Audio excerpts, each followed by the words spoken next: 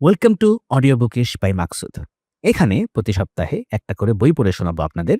আজকে শোনাবো হুমায়ূন আহমেদের লেখা উপন্যাস মিসির আলীর পঞ্চম বই বৃহন্নলা। অতিপ্রাকৃত গল্পে গল্পের চেয়ে ভূমিকা বড় হয়ে থাকে। গাছ যত না বড়, তার ডালপালা তার চেয়েও বড়। এই গল্প তাই হবে। একটা দীর্ঘ ভূমিকা দিয়ে শুরু করব।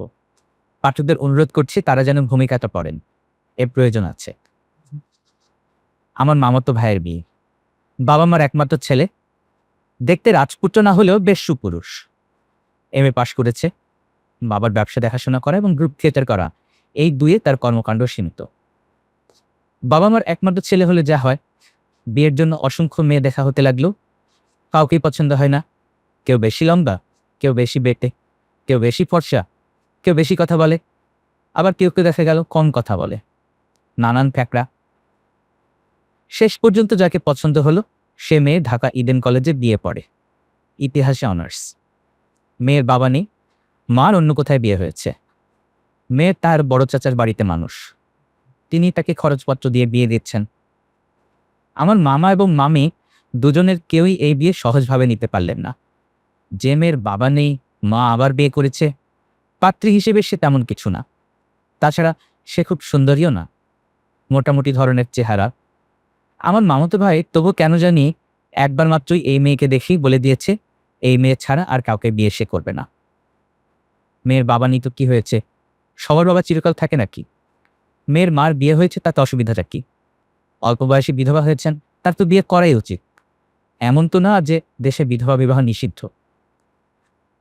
মামামিকে শেষ পর্যন্ত মত দিতেই হলো, তবে খুব খুশি মনে মত দিলেন না, কারণ মেয়ের বড় চাচাকেও তাদের খুবই অপছন্দ হয়েছে। লোকটা নাকি অভদ্রের চূড়ান্ত, ধরাকে সরা জ্ঞান করে, চামারটাই। বিয়ের দিন তারিখ হলো এক মঙ্গলবার কাকদাতা ভোরে আমরা একটা মাইক্রোবাস এবং সাদা রঙের টয়টয় করে রওনা হলাম। গন্তব্য ঢাকা থেকে 90 মাইল দূরের একটা মফস্বল শহর। মফস্বল শহরের নামটা আমি বলতে যাচ্ছি না, গল্পের জন্য সেই নাম জানার প্রয়োজনও নেই। 33 জন বরযাত্রী, অধিকাংশই ছেলে ছোকরা, হইচয়ের চূড়ান্ত হচ্ছে। এই মাইক বাজছে, এই মাইক্রোবাসের ভেতর ব্রেক ডান্স হচ্ছে, এই পটকা পড়ছে। ফাঁকা রাস্তায় এসে মাইক্রোবাসের গিয়ার বক্সে কি জানা হলো। একটু পরপর বাস থেমে যায়, সবাইকে নেমে ঠেলতে হয়। বরযাত্রীদের উৎসাহ তাতে যেন আরো বাড়ল। শুধু আমার মামা অসম্ভব গম্ভীর হয়ে পড়লেন। আমাকে ফিসফিস করে বললেন, এটা হচ্ছে অলক্ষণ, খুবই অলক্ষণ। রওনা হবার সময় একটা খালি জগ দেখেছি, তখনই মনে হয়েছে একটা কিছু হবে। গিয়ার বক্স গেছে, এখন দেখবি চাকা পাংচার হবে, না হয়েই পারে না। হলো তাই। একটা কালভার্ট পার হবার সময় চাকার হাওয়া চলে গেল। মামা বললেন, কি দেখলি, বিশ্বাস হলো আমার কথা? এখন বসে বসে আঙুল চোষ। স্পেয়ার চাকা লাগাতে অনেক সময় লাগলো। মামা ছাড়া অন্য কাউকে তেমন বিচলিত হতে দেখলাম না। বরযাত্রীদের উৎসাহ মনে হলো আরো বেড়েছে।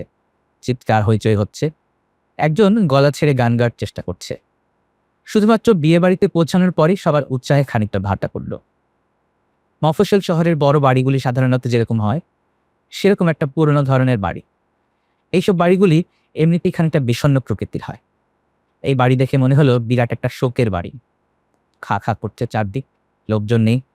কলা গাছ দিয়ে একটা গেটের মতো করা হয়েছে, সেটাকে গেট না বলে গেটের প্রহসন বলাই ভালো। একদিকে রঙিন কাগজের চেন, অন্যদিকে খালি। হয় রঙিন কাগজ কম পড়েছে, কিংবা লোকজনের গেট প্রসঙ্গে উৎসাহ শেষ হয়ে গেছে। আমার মামা হতভম্ব। বরযাত্রীরা মুখ চাওয়াচাই করছে, ব্যাপারটা কি? হাফ শার্ট পর একটা চ্যাংড়া ছেলে এসে বলল, আপনারা বসেন, বিশ্রাম করেন। আমি বললাম, আর লোকজন কোথায়, মেয়ের বড় চেঁচে কোথায়? সেই ছেলে শুকনো গালে বলল, আছে, সবাই আছে, আপনারা বিশ্রাম করেন। আমি বললাম, কোনো সমস্যা হয়েছে? সেই ছেলে ফ্যাকাশে হাসি এসে বলল, জি না, সমস্যা কিসের? এই বলেই সে বাড়ির ভেতর ঢুকে গেল, আর বেরোলো না। বসার ঘরে চাদর পেতে বরযাত্রীদের বিশ্রামের ব্যবস্থা, বারান্দায় গোটা 10 ফোল্ডিং চেয়ার। বিয়েবাড়ির সজ্জা বলতে এইটুকুই। মামা বললেন, বলেছিলাম না অলক্ষণ, এখন বিশ্বাস হলো? কি কাণ্ড হয়েছে কে জানে। আমার তো মনে হয় বাড়িতে নেই নাই, কারোর সঙ্গে পালিয়ে চালিয়ে গেছে। মুখের জুতোর বাড়ি পড়লো, স্রেফ জুতোর বাড়ি। মামা অল্পতি উত্তেজিত হন। গত বছর তার ছোটখাটো একটা স্ট্রোক হয়ে গেছে। উত্তেজনার ব্যাপারগুলি তার জন্য ক্ষতির কারণ হতে পারে। আমি মামাকে সামলাতে চেষ্টা করলাম, হাসি মুখে বললাম, হাত মুখ ধুয়ে একটু শুয়ে থাকুন তো মামা, আমি খোঁজ নিচ্ছি কি ব্যাপার। মামা তীব্র গলায় বললেন, হাত মুখ ধোবো কি দিয়ে শুনি? হাত মুখ ধোবার পানি কেউ দিয়েছে? বুঝতে পারছিস না, এরা বেইজ্জতি চূড়ান্ত করার চেষ্টা করছে। কি যে বলেন মামা, কথা যখন অক্ষরে অক্ষরে পড়বে তখন বুঝবে কি বলছি। কাপড় চোপড় খুলে ন্যাংটো করে সবাইকে ছেড়ে দেবে, পাড়ার লোক এনে ধোলাই দেবে। আমার কথা বিশেষ নয়, লিখে রাখ। মামার কথা শেষ হবার সঙ্গে সঙ্গেই খালি গায়ে নীল লুঙ্গি পরা এক লোক প্লাস্টিকের বালতিতে করে এক বালতি পানি এবং একটা মগ নিয়ে ঢুকলো। পাথরের মতো মুখ করে বলল, হাত মুখ ধন, চাইতাছে। মামা বললেন, খবরদার, কেউ চা মুখে দেবে না, খবরদার। দেখি কি ব্যাপার। ভেতর বাড়ি থেকে কান্নার শব্দ আসছে। বিয়ে বাড়িতে কান্না কোনো অস্বাভাবিক ব্যাপার না, কিন্তু এই কান্না অস্বাভাবিক লাগছে। মধ্যবয়স্ক এক লোক এক বিশাল কেটলিতে করে চা নিয়ে ঢুকলো। আমি তাকে বললাম, ব্যাপার কি বলেন তো ভাই? সে লোক বলল, কিছু না। ভেতর বাড়ির কান্না এই সময় তীব্র হলো। কান্না এবং মেয়েলি গলায় বিলাপ। কান্না যেমন হঠাৎ তঙ্গে উঠেছিল, তেমনি হঠাৎই নেমে গেল। তারপর সঙ্গে সঙ্গেই মেয়ের বড় চাচা ঢুকলেন। ভদ্রলোককে দেখে মনে হলো তার উপর দিয়ে একটা ঝড় বয়ে গেছে। তিনি নিচু গলায় যা বললেন তা শুনে আমরা স্তম্ভিত। কি সর্বনাশের কথা! জানলাম যে কিছুক্ষণ আগেই তার বড় ছেলে মারা গেছে। অনেকদিন থেকে অসুখে ভুগছিল। আজ সকাল থেকে খুব বাড়াবাড়ি হলো। সব এলোমেলো হয়ে গেছে এই কারণে। তার জন্য তিনি লজ্জিত, দুঃখিত এবং অনুতপ্ত। তবে যত অসুবিধাই হোক, বিয়ে হবে। আজ রাতে সম্ভব হবে না, পরদিন। এই কথা বলতে বলতে তিনি হাওমাও করে কাঁদতে লাগলেন। আমার মামা খুবই আবেগপ্রবণ মানুষ। অল্পতে রাখতেও পারেন, আবার সেই রাত হিমশীতল পানিতে রূপান্তরিত হতে ওর সময় লাগে না। তিনি মেয়ের বড় চাচাকে জড়িয়ে ধরে নিজেও কেঁদে ফেললেন। কাতো গলায় বললেন, আপনি আমাদের নিয়ে মোটেও চিন্তা করবেন না, আমাদের কিছু লাগবে না, আপনি বাড়ির ভেতরে যান ভাই সাহেব। অদ্ভুত একটা অবস্থা। এর চেয়ে যদি শুনতাম মেয়ে পালিয়ে গেছে, তাও ভালো ছিল, কার উপর রাগ ঢেলে ফেলা যেত। আমরা বরযাত্রীরা খুবই বিব্রত বোধ করছি। স্থানীয় লোকজন এখন দেখতে পাচ্ছি, তারা বোধহয় এতক্ষণ ভেতরের বাড়িতে ছিলেন। আমরা বসার ঘরে আছি। খিদে এক একজন প্রায় মরতে বসেছি। খাবার কোনো ব্যবস্থা হচ্ছে কিনা বুঝতে পারছি না। এই পরিস্থিতিতে খাবারের কথা জিজ্ঞেসও করা যায় না। একজন আমাকে কানে কানে এই ব্যাপারটা বলতেই তিনি রাগী গলায় বললেন, তোমাদের কি মাথা টাথা খারাপ হয়েছে? এত বড় একটা শোকের ব্যাপার, আর তোমরা খাওয়ার চিন্তা অস্থির। ছি ছি ছি, এক রাত না খেলে কি হয়? খবরদার, আমার সামনে খাবারের কথা মুখ দিয়ে উচ্চারণ করবে না। আমরা চুপ করে গেলাম। 12-13 বছরের ফুটফুটে একটি মেয়ে এসে পান ভর্তি একটা পানদান রেখে গেল। কাঁদতে কাঁদতে মেয়েটির চোখ ফুলিয়ে ফেলেছে, এখনো কাঁদছে। মামা মেয়েটিকে বললেন, লক্ষ্মী সোনা, তোমাদের মোটেই ব্যস্ত হতে হবে না, আমাদের কিচ্ছু লাগবে না।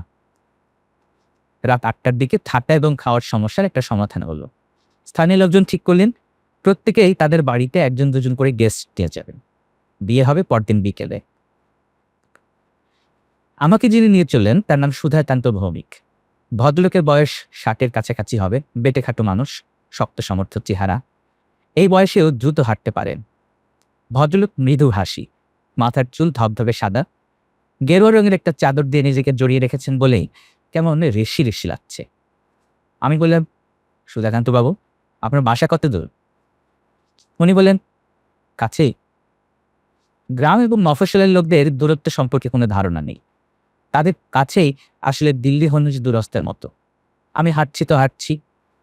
অগ্রহায়ণ মাস, এই সময় গ্রামে ভালো শীত থাকে। আমার গায়ে পাতলা একটা পাঞ্জাবি, শীত ভালোই লাগছে। আমি আবার বললাম, ভাই কদ্দূর? কাছেই। আমরা একটা নদীর কাছাকাছি এসে পড়লাম। আঁককে উঠে বললাম, নদী পার হতে হবে নাকি? পানি নেই, জুতো খুলে হাতে নিয়ে নিন। রাগে আমার গা জ্বলে গেল। এই লোকের সঙ্গে আসাই উচিত হয়নি। আমি জুতো খুলে পায়জামা গুটিয়ে নিলাম। হেঁটে নদী পার হওয়ার কোনো আনন্দ থাকলে থাকতে পারে, আমি কোনো আনন্দ পেলাম না। শুধু ভয় হচ্ছে গভীর কোনো খানাখন্দে পড়ে যায় কিনা। তবে নদীর পানি বেশ গরম। সুধাকান্ত বাবু বললেন, আপনাকে কষ্ট দিলাম। ভদ্রতা করে হলেও বলা উচিত, না কষ্ট কিসের। তা বললাম না। নদী পার হয়ে পায়জামা নামাচ্ছি। সুধাকান্ত বাবু বললেন, আপনি ছেলের কে হন? ফুফাতো ভাই। বিয়েটা না হলে ভালো হয়, সকালে সবাইকে বুঝিয়ে বলবেন। সে কি, মেয়েটার কারণে ছেলেটা মরল, এখন চট করে বিয়ে হওয়াটা ঠিক না, কিছুদিন যাওয়া উচিত। কি বলছেন এসব? ছেলেটা সকালবেলা বিষ খেয়েছে, ধুত্রা বীজ। এই অঞ্চলে ধুত্রা খুব হয়। আপনি বলছেন কি ভাই? ছেলের বাবা রাজি হলেই পারতো, ছেলেটা বাঁচত। বোয়ার গোবিন্দ মানুষ, তার না মানেই না। ছেলে মেয়ের এই প্রেমের ব্যাপারটা সবাই জানে নাকি? জানবে না কেন? মফস্বল শহরে সব চাপা থাকে না। আপনাদের শহরে অন্য কথা, আচ্ছার হচ্ছে। আমার মনটা খারাপ হয়ে গেল। কি সমস্যা? বাকি পথ দুজনে নীরবে পার হলাম। পুরোপুরি নীরব বলাটা বোধহয় ঠিক হলো না। ভদ্রলোক নিজের মনেই মাঝে মাঝে বিড়বিড় করছিলেন, মন্ত্রতন্ত্র পড়ছেন বোধহয়। ভদ্রলোকের বাড়ি একেবারে জঙ্গলের মধ্যে। একতলা পাকা দালান, প্রশস্ত উঠোন, উঠোনের মাঝখানে তুলসী মঞ্চ, বাড়ির লাগোয়া দুটি প্রকাণ্ড কামিনী গাছ। একপাশে কুয়া আছে। হিন্দু বাড়িগুলো যেমন থাকে, ছবির মতো পরিচ্ছন্ন। উঠোনে দাঁড়াতেই মনে শান্তি শান্তি একটা ভাব হলো। আমি বললাম, এত চুপচাপ কেন, বাড়িতে লোকজন নেই? না। আপনি একা নাকি? হুম। বলেন কি, একা একা এত বড় বাড়িতে থাকেন? আগে লোকজন ছিল, কিছু মরে গেছে, কিছু চলে গেছে ইন্ডিয়াতে। এখন আমি একাই আছি। আপনি স্নান করে ফেলুন। স্নান ফান লাগবে না, আপনি কিছু খাবার ব্যবস্থা করুন ভাই, তাহলেই হবে। একটু সময় লাগবে, রান্নার জোগাড় করতে হবে। আপনি কি এখন রান্না করবেন? রান্না না করলে খাবেন কি? বেশিক্ষণ লাগবে না। ভদ্রলোক গামছা, সাবান এবং একটা জলচৌকি এনে কুয়ার পাশে রাখলেন।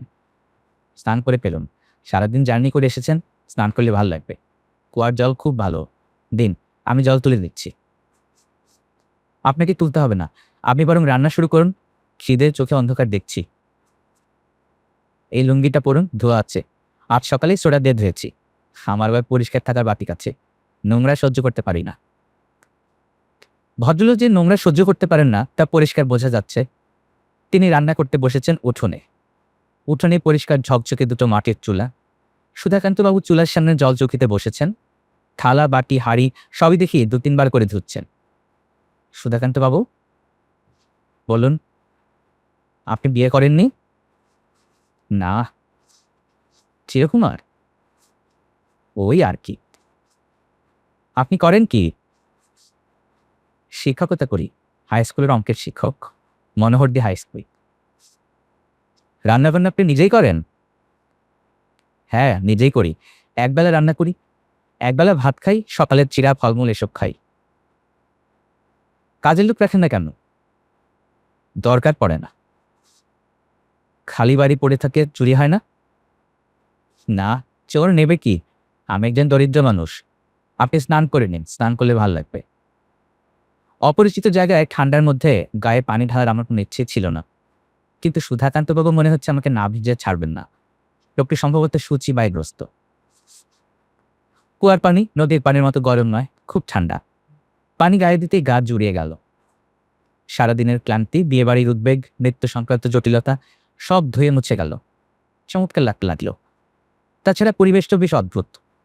পুরনো ধরনের একটা বাড়ি, ঝকঝকে উঠোনের শেষ প্রান্তে শ্যাওলাধারার প্রাচীন কুয়া, আকাশে পরিষ্কার চাঁদ, কামিনী ফুলের গাছ থেকে ভেসে আসছে মিষ্টি গন্ধ। এক ঋষির মতো চেহারার চিরকুমার বৃদ্ধ রান্না বসিয়েছেন, যেন বিভূতিভূষণের উপন্যাসের কোনো দৃশ্য। সুধাকান্ত বাবু, বলুন, রান্নার কত দূর? দেরি হবে না। একা একা থাকতে আপনার খারাপ লাগে না? না, অভ্যাস হয়ে গেছে। বাসায় ফিরে আপনি করেন কি? তেমন কিছু না, চুপচাপ বসে থাকি। ভয় লাগে না? সুধাকান্তবাবু এই প্রশ্নের জবাব দিলেন না। খাবার আয়োজন সামান্য, তবে এত চমৎকার রান্না আমি দীর্ঘদিন খাইনি। একটা কিসের যেন ভাজি, তাতে 5 ফোড়নের গন্ধ, খেতে একটু টকটক। বেগুন দিয়ে ডিমের তরকারি, তাতে ডালের বড়ি দেওয়া হয়েছে। ডালের বড়ি এর আগে আমি খাইনি। এমন একটা সুখাদ্য দেশে প্রচলিত আছে, তাই আমার জানা ছিল না। মুগের ডাল, ডালে ঘি দেয়াতে অপূর্ব গন্ধ। আমি বললাম, সুধাকান্তবাবু, এমন চমৎকার খাবার আমি আমার জীবনে খাইনি, দীর্ঘদিন মনে থাকবে। সুধাকান্তবাবু বললেন, আপনি ক্ষুধার্ত ছিলেন তাই এত ভালো লেগেছে। রুচির রহস্য ক্ষুধায়, যেখানে ক্ষুধা নেই সেখানে রুচিও নেই। আমি চমৎকৃত হলাম। লোকটার চেহারাই শুধু দার্শনিকের মতো না, কথাবার্তাও দর্শন ঘেঁষা। সুধাকান্তবাবু উঠোনে পাটি পেতে দিলেন। খাওয়া দাওয়ার পর সিগারেট হাতে সেখানে বসলাম। কিছুক্ষণ গল্পগুজব করা যেতে পারে। সুধাকান্তবাবুকে অবশ্যই খুব আলাপি লোক বলে মনে হচ্ছে না। এই যে দীর্ঘ সময় তার সঙ্গে আছি, তিনি এর মধ্যে আমার নাম জানতে চাননি, আমি কি করি তাও জানতে চাননি। আমি মানুষটির প্রতি যথেষ্ট আগ্রহ বোধ করছি, কিন্তু এই লোকটা আমার প্রতি কোনো আগ্রহই বোধ করছেন না। অথচ আমি আমার অভিজ্ঞতায় দেখেছি, যারা মাস্টারি করে তারা কথা বলতে খুব পছন্দ করে, অকারণেই কথা বলে। প্রায় মিনিট 15 আমরা চুপচাপ বসে থাকার পর সুধাকান্তবাবু আমাকে অবাক করে দিয়ে বললেন, আপনি জিজ্ঞেস করছিলেন একা একা আমি এই বাড়ি থাকতে ভয় পাই কিনা, তাই না? আমি বললাম, হ্যাঁ, ভয় পাই।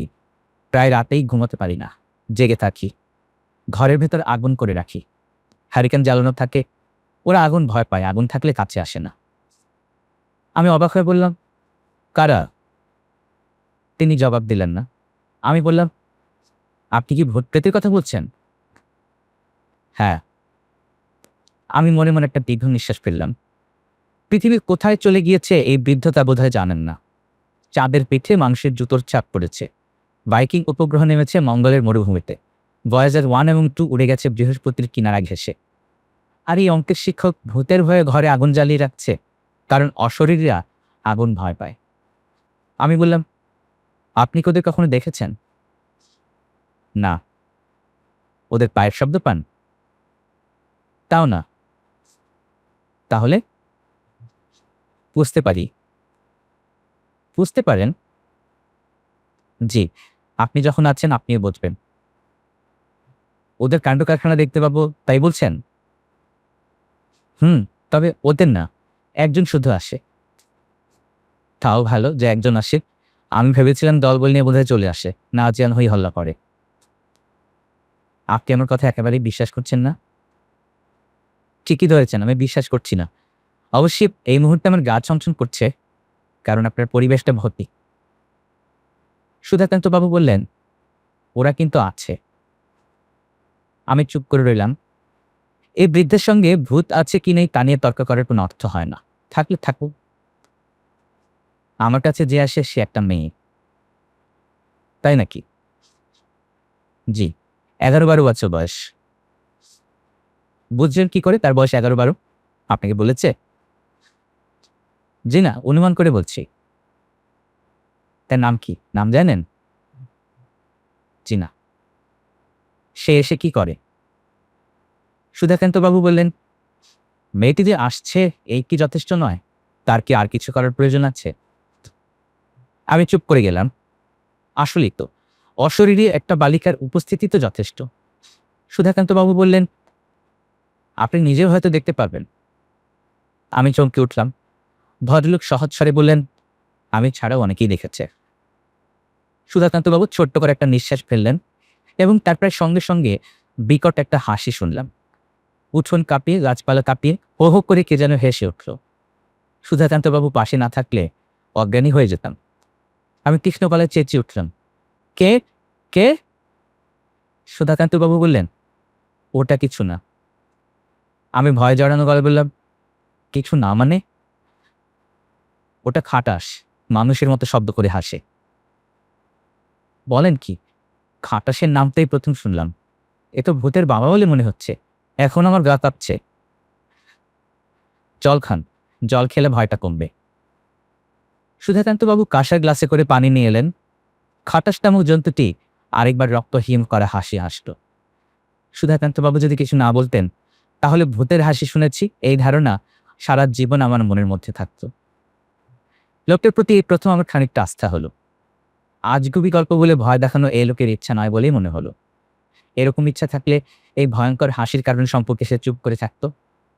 সুধাকান্তবাবু বললেন, ওই মেয়েটার কথা শুনবেন? হ্যাঁ, শোনা যেতে পারে, তবে আমি নিজে অবিশ্বাসী ধরনের মানুষ, কাজী গল্পের মাঝখানে যদি হেসে ফেলে কিছু মনে করবেন না।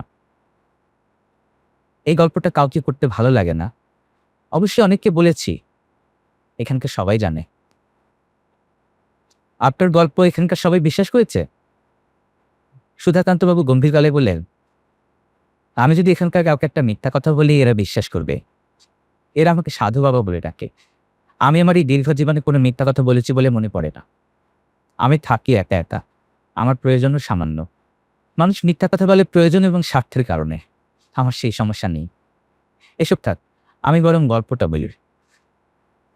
হ্যাঁ বলুন। ভেতরে গিয়ে বুঝবেন, এখানে মনে হচ্ছে একটু ঠান্ডা লাগছে, অগ্রহায়ণ মাসে হিম পড়ে। আমার অসুবিধা হচ্ছে না, বরং এখানেই ভালো লাগছে। গ্রামে তেমন আসা হয় না। আপনি শুরু করুন। সুধাকান্তবাবু গল্প শুরু করতে গিয়ে শুরু করলেন না, হঠাৎ যেন একটু অন্যরকম হয়ে গেলেন, যেন তীক্ষ্ণ দৃষ্টিতে কিছু দেখতে চেষ্টা করছেন। খসখস শব্দ হলো, নতুন কাপড় পরে হাঁটলে যেমন শব্দ হয় সেরকম। তারপরে সঙ্গে সঙ্গেই কাঁচের চুরির টুংটাং শব্দ হতে লাগলো। আমি বললাম, কি ব্যাপার বলুন তো? সুধাকান্তবাবু ফ্যাকাশে মুখে হাসলেন। আমি বললাম, কিসের শব্দ হলো? তিনি নিচু গলায় বললেন, ও কিছু না, আপনি গল্প শুনুন, আজ ঘুমিয়ে কাজ নেই। আসুন গল্প করে রাত পার করে দিই। গাছ ছমছমে পরিবেশ, বাড়ির লাগোয়া ঝাঁকড়া কামিনী গাছ থেকে কামিনী ফুলের নেশা ধরানো গন্ধ আসছে। কুয়ার আশেপাশে অসংখ্য জোনাকি জ্বলছে নিভছে, উঠোনের চুলা থেকে ভেসে আসছে পোড়া কাঠের গন্ধ। আকাশ ভরা নক্ষত্র বিথি। সুধাকান্তবাবু গল্প শুরু করলেন। যুবক বয়স থেকেই আমাদের সবাই ডাকতো সাধুবাবু। যদিও ঠিক সাধু বলতে যা বোঝায় আমি তা নই, তবে প্রকৃতিটা একটু ভিন্ন ছিল। সবকিছু থেকে নিজেকে দূরে দূরে রাখার স্বভাব আমার ছিল। শ্মশান, কবরস্থান এইসব আমাকে ছোটবেলা থেকে আকর্ষণ করত। অল্প বয়স থেকেই শ্মশান, কবরস্থানের আশেপাশে ঘুরঘুর করতাম। আমার বাবা শ্যামাকান্ত ভৌমিক তখন জীবিত। আমার মতিগতি দেখে অল্প বয়সে আমার বিবাহ ঠিক করলেন। পাশের গ্রামের মেয়ে, ভবানী মিত্র মহাশয়ের প্রথম কন্যা আরতি, খুবই রূপবতী মেয়ে। গ্রামাঞ্চলে এরকম মেয়ে সচরাচর দেখা যায় না। আমি বিবাহ করতে রাজি হলাম। কথাবার্তা পাকাপাকি হয়ে যাওয়ার পর একটা দুর্ঘটনায় মেয়েটা মারা যায়। কি দুর্ঘটনা? সাপের কামড়। আমাদের এই অঞ্চলে সাপের উপদ্রব আছে, বিশেষ করে কেউটে সাপ। তারপর মেয়েটির মৃত্যুতে খুব শোক পেলাম, প্রায় মাথা খারাপের মতো হয়ে গেল। কিছুই ভালো লাগে না, রাত বিরেতে শ্মশানে গিয়ে বসে থাকি। সমাজ সংসার কিছুতেই মন বসে না, গভীর বৈরাগ্য। কিছুদিন সাধু সন্ন্যাসীর খোঁজ করলাম। ইচ্ছা ছিল উপযুক্ত গুরুর সন্ধান পেলে মন্ত্র নেব, কিন্তু তেমন কাউকে পেলাম না। আমার বাবা অন্যত্র আমার বিবাহের চেষ্টা করলেন। আমি রাজি হলাম না। বাবাকে বুঝিয়ে বললাম যে ঈশ্বরের ইচ্ছা না আমি সংসারের বন্ধনে আটকা পড়ি। পরিবারের অন্যরাও চেষ্টা করলেন, আমি সম্মত হলাম না। এসব আমার প্রথম জীবনের কথা, না বললে আপনি গল্পটা ঠিক বুঝতে পারবেন না। আপনি কি বিরক্ত হচ্ছেন? না, বিরক্ত কেন হব? সুধাকান্ত বাবু বললেন, প্রথম যৌবনের কথা সবাই খুব আগ্রহ করে বলে, আমি বলতে পারি না। আপনি তো ভালোই বলছেন, থামবেন না, বলতে থাকুন।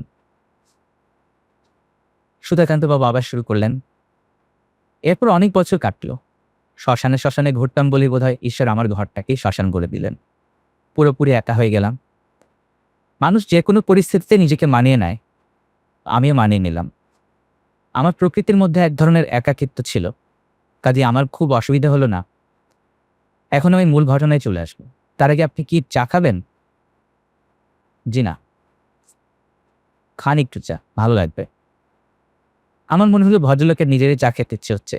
আমি বললাম, ঠিক আছে বানান, একটু ঠান্ডা ঠান্ডা লাগছে অবশ্যই। ভেতরে গিয়ে বসবেন? জি না, এখানেই ভালো লাগছে। চা শেষ করার পর দ্বিতীয় দফায় গল্প শুরু হলো। এইখানে আমি একটা মজার ব্যাপার লক্ষ্য করলাম। আমার কাছে মনে হলো লোকটার গলার স্বর পাল্টে গেছে। আগে যে স্বরে কথা বলছিলেন এখন সেই স্বরে বলছেন না, একটা পরিবর্তন হয়েছে। আমার মনের ভুল হতে পারে, অনেক সময় পরিবেশের কারণে সবকিছু অন্যরকম মনে হয়। সুধাকান্ত বাবু বলতে শুরু করলেন, গত বছরের কথা, কার্তিক মাস। আমি বাড়িতে ফিরছি, রাত প্রায় 10টা কিংবা তার চেয়েও বেশি হতে পারে। আমার ঘড়ি নেই, সময়ের হিসাব ঠিক থাকে না। আমি সুধাকান্ত বাবুকে থামিয়ে দিয়ে জিজ্ঞেস করলাম, আপনার স্কুল নিশ্চয়ই 4টা-5টার দিকে ছুটি হয়, এত রাতে ফিরছিলেন কেন? সুধাকান্ত বাবু নিচু গলায় বললেন, রোজই এই সময় বাড়ি ফিরি। সকাল সকাল বাড়ি ফেরার কোনো উৎসাহ বোধ করি না। পাবলিক লাইব্রেরি আছে, ওইখানে পত্রিকা টত্রিকা পড়ি, গল্পের বই পড়ি। আচ্ছা বলুন, তারপর কি হলো? তারিখটা হচ্ছে 12ই কার্তিক, সোমবার। আমি বেশ সাহসী মানুষ, রাত বিরেতে একা একা ঘোরাফেরা করি। ওই রাতে রাস্তায় নেমে আমার ভয় ভয় করতে লাগলো। কি জন্য ভয় করছে সেটাও বুঝলাম না। তখন মনে হলো রাস্তায় একটা পাগলা কুকুর বের হয়েছে। ভয়টা বোধহয় ওই কুকুরের কারণে। আমি একটা লাঠি হাতে নিলাম। শুক্লপক্ষের রাত, ফকফকা জ্যোৎস্না, তবু পরিষ্কার সবকিছু দেখা যাচ্ছে না, কারণ কুয়াশা। কার্তিক মাসের শেষের দিকে বেশ কুয়াশা হয়। নদীর কাছাকাছি আসতে কুকুরটিকে দেখলাম। গাছের নিচে শুয়েছিল। আমাকে দেখে উঠে দাঁড়ালো এবং পেছন পেছন আসতে লাগলো। মাঝে মাঝে চাপা শব্দ পড়ছে। পাগলা কুকুর পেছন পেছন আসছে, আমি এগোচ্ছি। ব্যাপারটা খুব ভয়াবহ। যে কোনো মুহূর্তেই কুকুর ছুটে এসে আমাকে কামড়ে ধরতে পারে। আমি কুকুরটাকে তাড়াবার চেষ্টা করলাম, ঢিল ছুড়লাম, লাঠি দিয়ে ভয় দেখালাম। কুকুরটা নড়ে না, দাঁড়িয়ে থাকে, চাপার শব্দ করতে থাকে। আমি হাঁটতে শুরু করলি, সেও হাঁটতে শুরু করে। যাই হোক, আমি কোনো ক্রমে নদীর পাড়ে এসে পৌঁছলাম। তখন আমার খানিকটা সাহস ফিরে এলো, কারণ পাগলা কুকুর পানিতে নামে না, পানি দেখলে এরা ছুটে পালায়। অদ্ভুত কাণ্ড, কুকুর পানি দেখে ছুটে পালালো না, আমার পেছন পেছন পানিতে নেমে পড়ল। আমার বিস্ময়ের সীমা রইল না। আমি নদীর উপরে উঠলাম, কুকুরটা উঠল। আর ঠিক তখনই একটা ব্যাপার ঘটল। সুধাকান্তবাবু থামলেন। আমি বিরক্তকালে বললাম, আপনি জটিল জায়গাগুলিতে দয়া করে থামবেন না, গল্পের মজা নষ্ট হয়ে যায়। সুধাকান্তবাবু বললেন, এটা কোনো গল্প না, ঘটনাটা কিভাবে বলবো ঠিক বুঝে উঠতে পারছি না বলে থেমেছি। আপনি মোটামুটিভাবে বলুন, আমি বুঝে নেব।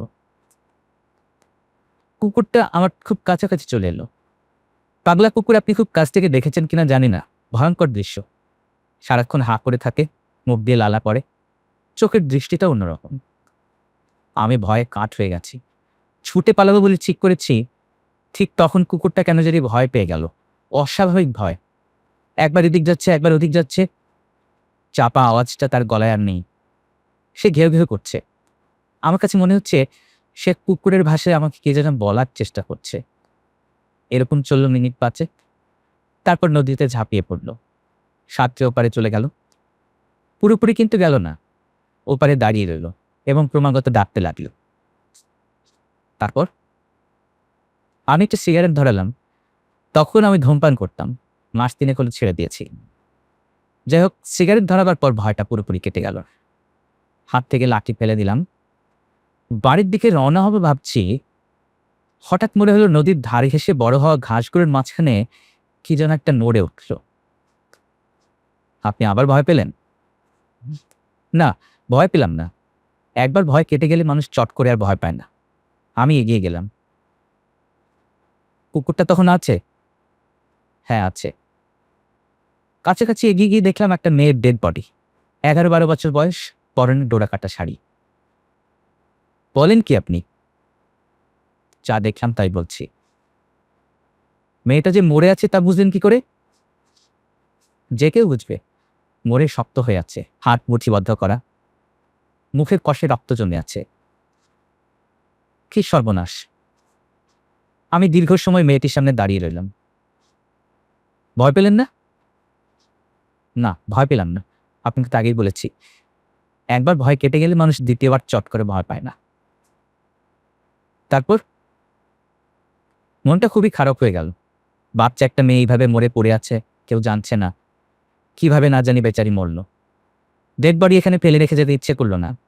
ফেলে রেখে গেলে শিয়াল কুকুরে ছিঁড়ে করে খাবে। আমার মনে হলো এই মেয়েটাকে নিয়ে যাওয়া উচিত। আশ্চর্য তো! আশ্চর্য কিছু নেই। আমার অবস্থায় পড়লে আপনিও ঠিক তাই করতেন। না, আমি তা করতাম না। আমি চিৎকার করে লোক ডাকাডাকি করতাম। আশেপাশে কোনো বাড়ি ঘর নেই। আপনি কাকে ডাকতেন? তারপর কি হলো? আপনি আমাকে একটা সিগারেট দিন, সিগারেট খেতে ইচ্ছে করছে। আমি সিগারেট দিলাম। বৃদ্ধ সিগারেট ধরিয়ে খপ খপ করে কাশতে লাগলেন। আমি বললাম, তারপর কি হলো বলুন? সুধাকান্ত বাবু বললেন, ঘটনাটা এখানে শেষ করে দিলে কেমন হয়? আমার কেন জানি আর বলতে ইচ্ছে করছে না। ইচ্ছা না করলে বলুন, এখানে গল্প শেষ করার প্রশ্ন উঠছে না। এটা গল্প না। গল্প না যে তা বুঝতে পারছি। তারপর বলুন আপনি কি করলেন? মেয়েটাকে তুললেন? হ্যাঁ, তুললাম। কেন তুললাম সেটাও আপনাকে বলি। একটা অপরিচিত মেয়ের শবদেহ কেউ চট করে কোলে তুলে নিতে পারে না। আমি এই কাজটা করলাম কারণ এই বালিকার মুখ দেখতে অবিকল।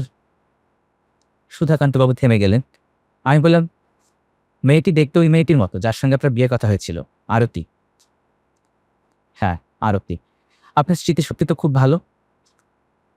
আপনি আপনার গল্পটি শেষ করুন। মেয়েটি দেখতে অবিকল আরতির মতো। আমি মাটি থেকে তাকে তুললাম। মরা মানুষের শরীর ভারী হয়ে যায়, লোকে বলে। আমি দেখলাম মেয়েটার শরীর খুব হালকা। একটা কথা বলতে ভুলে গেছি। মেয়েটাকে তোলার সঙ্গে সঙ্গে কুকুরটার চিৎকার বন্ধ করে দিল। আমার কাছে মনে হলো চারদিক যেন হঠাৎ অস্বাভাবিক নীরব হয়ে গেছে। আমি মেয়েটাকে নিয়ে রওনা করলাম। আপনার ভয় করলো না? না, ভয় করেনি। মেয়েটার জন্য মমতা লাগছিল। আমার চোখে প্রায় পানি এসে গিয়েছিল। কান্নাকার মেয়ে কোথায় এসে মরে পড়ে আছে। বাড়িতে এসে পৌঁছলাম। মনে হচ্ছে নিশুতি রাত। আমি কোলে করে একটা মৃতা বালিকা নিয়ে এসেছি, অথচ আমার মোটেও ভয় করছে না। আমি মেয়েটিকে ঘাড়ের উপর শুয়ে রেখে তালা খুলে ঘরে ঢুকলাম। তখন কেন যেন বুকটা কেঁপে উঠল, হাত পা ঠান্ডা হয়ে এলো। আমি ভাবলাম ঘর অন্ধকার বলেই এরকম হচ্ছে, আলো জ্বাললেই ভয় কেটে যাবে। মেয়েটাকে আমি বিছানায় শুইয়ে দিলাম। খাটের নিচে হ্যারিকেন থাকে, আমি হ্যারিকেন বের করলাম। ভয়টা কেন জানি ক্রমে বাড়তে লাগলো। মনে হলো বাইরে অনেকেই দাঁড়িয়ে আছে, অবাক হয়ে আমার কাণ্ড কারখানা দেখছে। যেন আমার সমস্ত আত্মীয় স্বজনেরা চলে এসেছে। আমার বাবা, ঠাকুরদা, ছোট পিসি কেউ বাদ নেই। ওরা যে নিজেদের মধ্যে ফিসফিস করছে তাও আমি শুনতে পাচ্ছি। হারিকেন জ্বালাতে অনেক সময় লাগলো। হাত কেঁপে যায়, দেশলাই কাঠি নিভে যায়, সলতে আগুন ধরতে চায় না। টপ টপ করে আমার গা দিয়ে ঘাম ছড়ছে। শেষ পর্যন্ত হারিকেন জ্বলল। আমার নিঃশ্বাস স্বাভাবিক হয়ে এলো। আমি খাটের দিকে তাকালাম। এটা আমি কি দেখছি? এটা কি সম্ভব? এসব কি? আমি দেখলাম মেয়েটা খাটের উপর বসে আছে, বড় বড় চোখে তাকিয়ে আছে আমার দিকে। আমার পায়ের নিচের মাটি কেঁপে উঠল। মনে হলো মাথা ঘুরে পড়ে যাচ্ছি। স্পষ্ট শুনলাম উঠোন থেকে ভয়ার্ত গলায় বাবা ডাকছেন, ও সুধাকান্ত, ও সুধাকান্ত, তুই বেরিয়ে আয়। ও সুধাকান্ত, বেরিয়ে আয়, তুই বাপধন, বেরিয়ে আয়। আমি বেরিয়ে আসতে চাইলাম, পারলাম না। পা যেন মাটির সঙ্গে গেঁথে গেছে, সমস্ত শরীর পাথর হয়ে গেছে। আমি মেয়েটির উপর থেকে চোখ সরিয়ে নিতে পারলাম না। মেয়েটি যেন একটু নড়ে উঠল, কিশোরীদের মতো নরম ও কোমল গলায় বলল, তুমি একা একা থাকো, বড় মায়া লাগে গো। কতবার ভাবি তোমারে দেখতে আসবো। তুমি কি আমারে চিনতে পারছো? আমি আরতি গো, আরতি। তুমি কি আমারে চিনছো? আমি মন্ত্রমুগ্ধের মতো বললাম, হ্যাঁ। তোমার জন্যে বড় মায়া লাগে গো, বড় মায়া লাগে। একা একা তুমি থাকো, বড় মায়া লাগে। আমি কত ভাবি তোমার কথা, তুমি ভাবো না। আমি যন্ত্রের মতো বললাম, ভাবি। আমার মনে হলো বাড়ির উঠোনে আমার সমস্ত মৃত আত্মীয় স্বজন ভিড় করেছে। 8 বছর বয়সে আমার একটা বোন পানিতে পড়ে মারা গিয়েছিল। সেও ব্যাকুল হয়ে ডাকছে, ও দাদা, তুই বেরিয়ে আয় দাদা। আমার ঠাকুমার ভাঙা ভাঙা গলাও শুনলাম, সুধাকান্ত, ও সুধাকান্ত। খাটের উপর বসে থাকা মেয়েটা বলল, তুমি ওদের কথা শুনতেছো কেন গো? এতদিন পরে তোমার কাছে আসলাম, আমার মনটা তোমার জন্য কান্দে। ও গো, তুমি আমার কথা ভাবো না? ঠিক করে বলো, ভাবো না? ভাবি। আমার গায়ে হাত দিয়ে বলো, ভাবি। ও গো, আমার গায়ে হাত দিয়ে বলো। আমি একটা ঘোরের মধ্যে আছি, সবটাই মনে হচ্ছে স্বপ্ন। স্বপ্নের সবই সম্ভব। আমি মেয়েটির গাছ স্পর্শ করার জন্য এগুলাম। তখনই আমার মৃতা মা উঠোন থেকে চেঁচালেন, খবরদার সুধাকান্ত, খবরদার। আমার ঘোর কেটে গেল। এ আমি কি করছি? আমার হাতে ধরে রাখা হ্যারিকেন ছুঁড়ে ফেলে ছুটে ঘর থেকে বেরোতে গেলাম। খাটের উপর বসে থাকা মেয়েটি পেছন থেকে আমার উপর ঝাঁপিয়ে পড়ল। আমার ডান পায়ের গোড়ালি কামড়ে ধরল, ভয়াবহ কামড়। মনে হলো পায়ের হাড়ে সে দাঁত ফুটিয়ে দিয়েছে। সে হাত দিয়ে আমাকে ধরল না, কামড়ে ধরে রাখলো।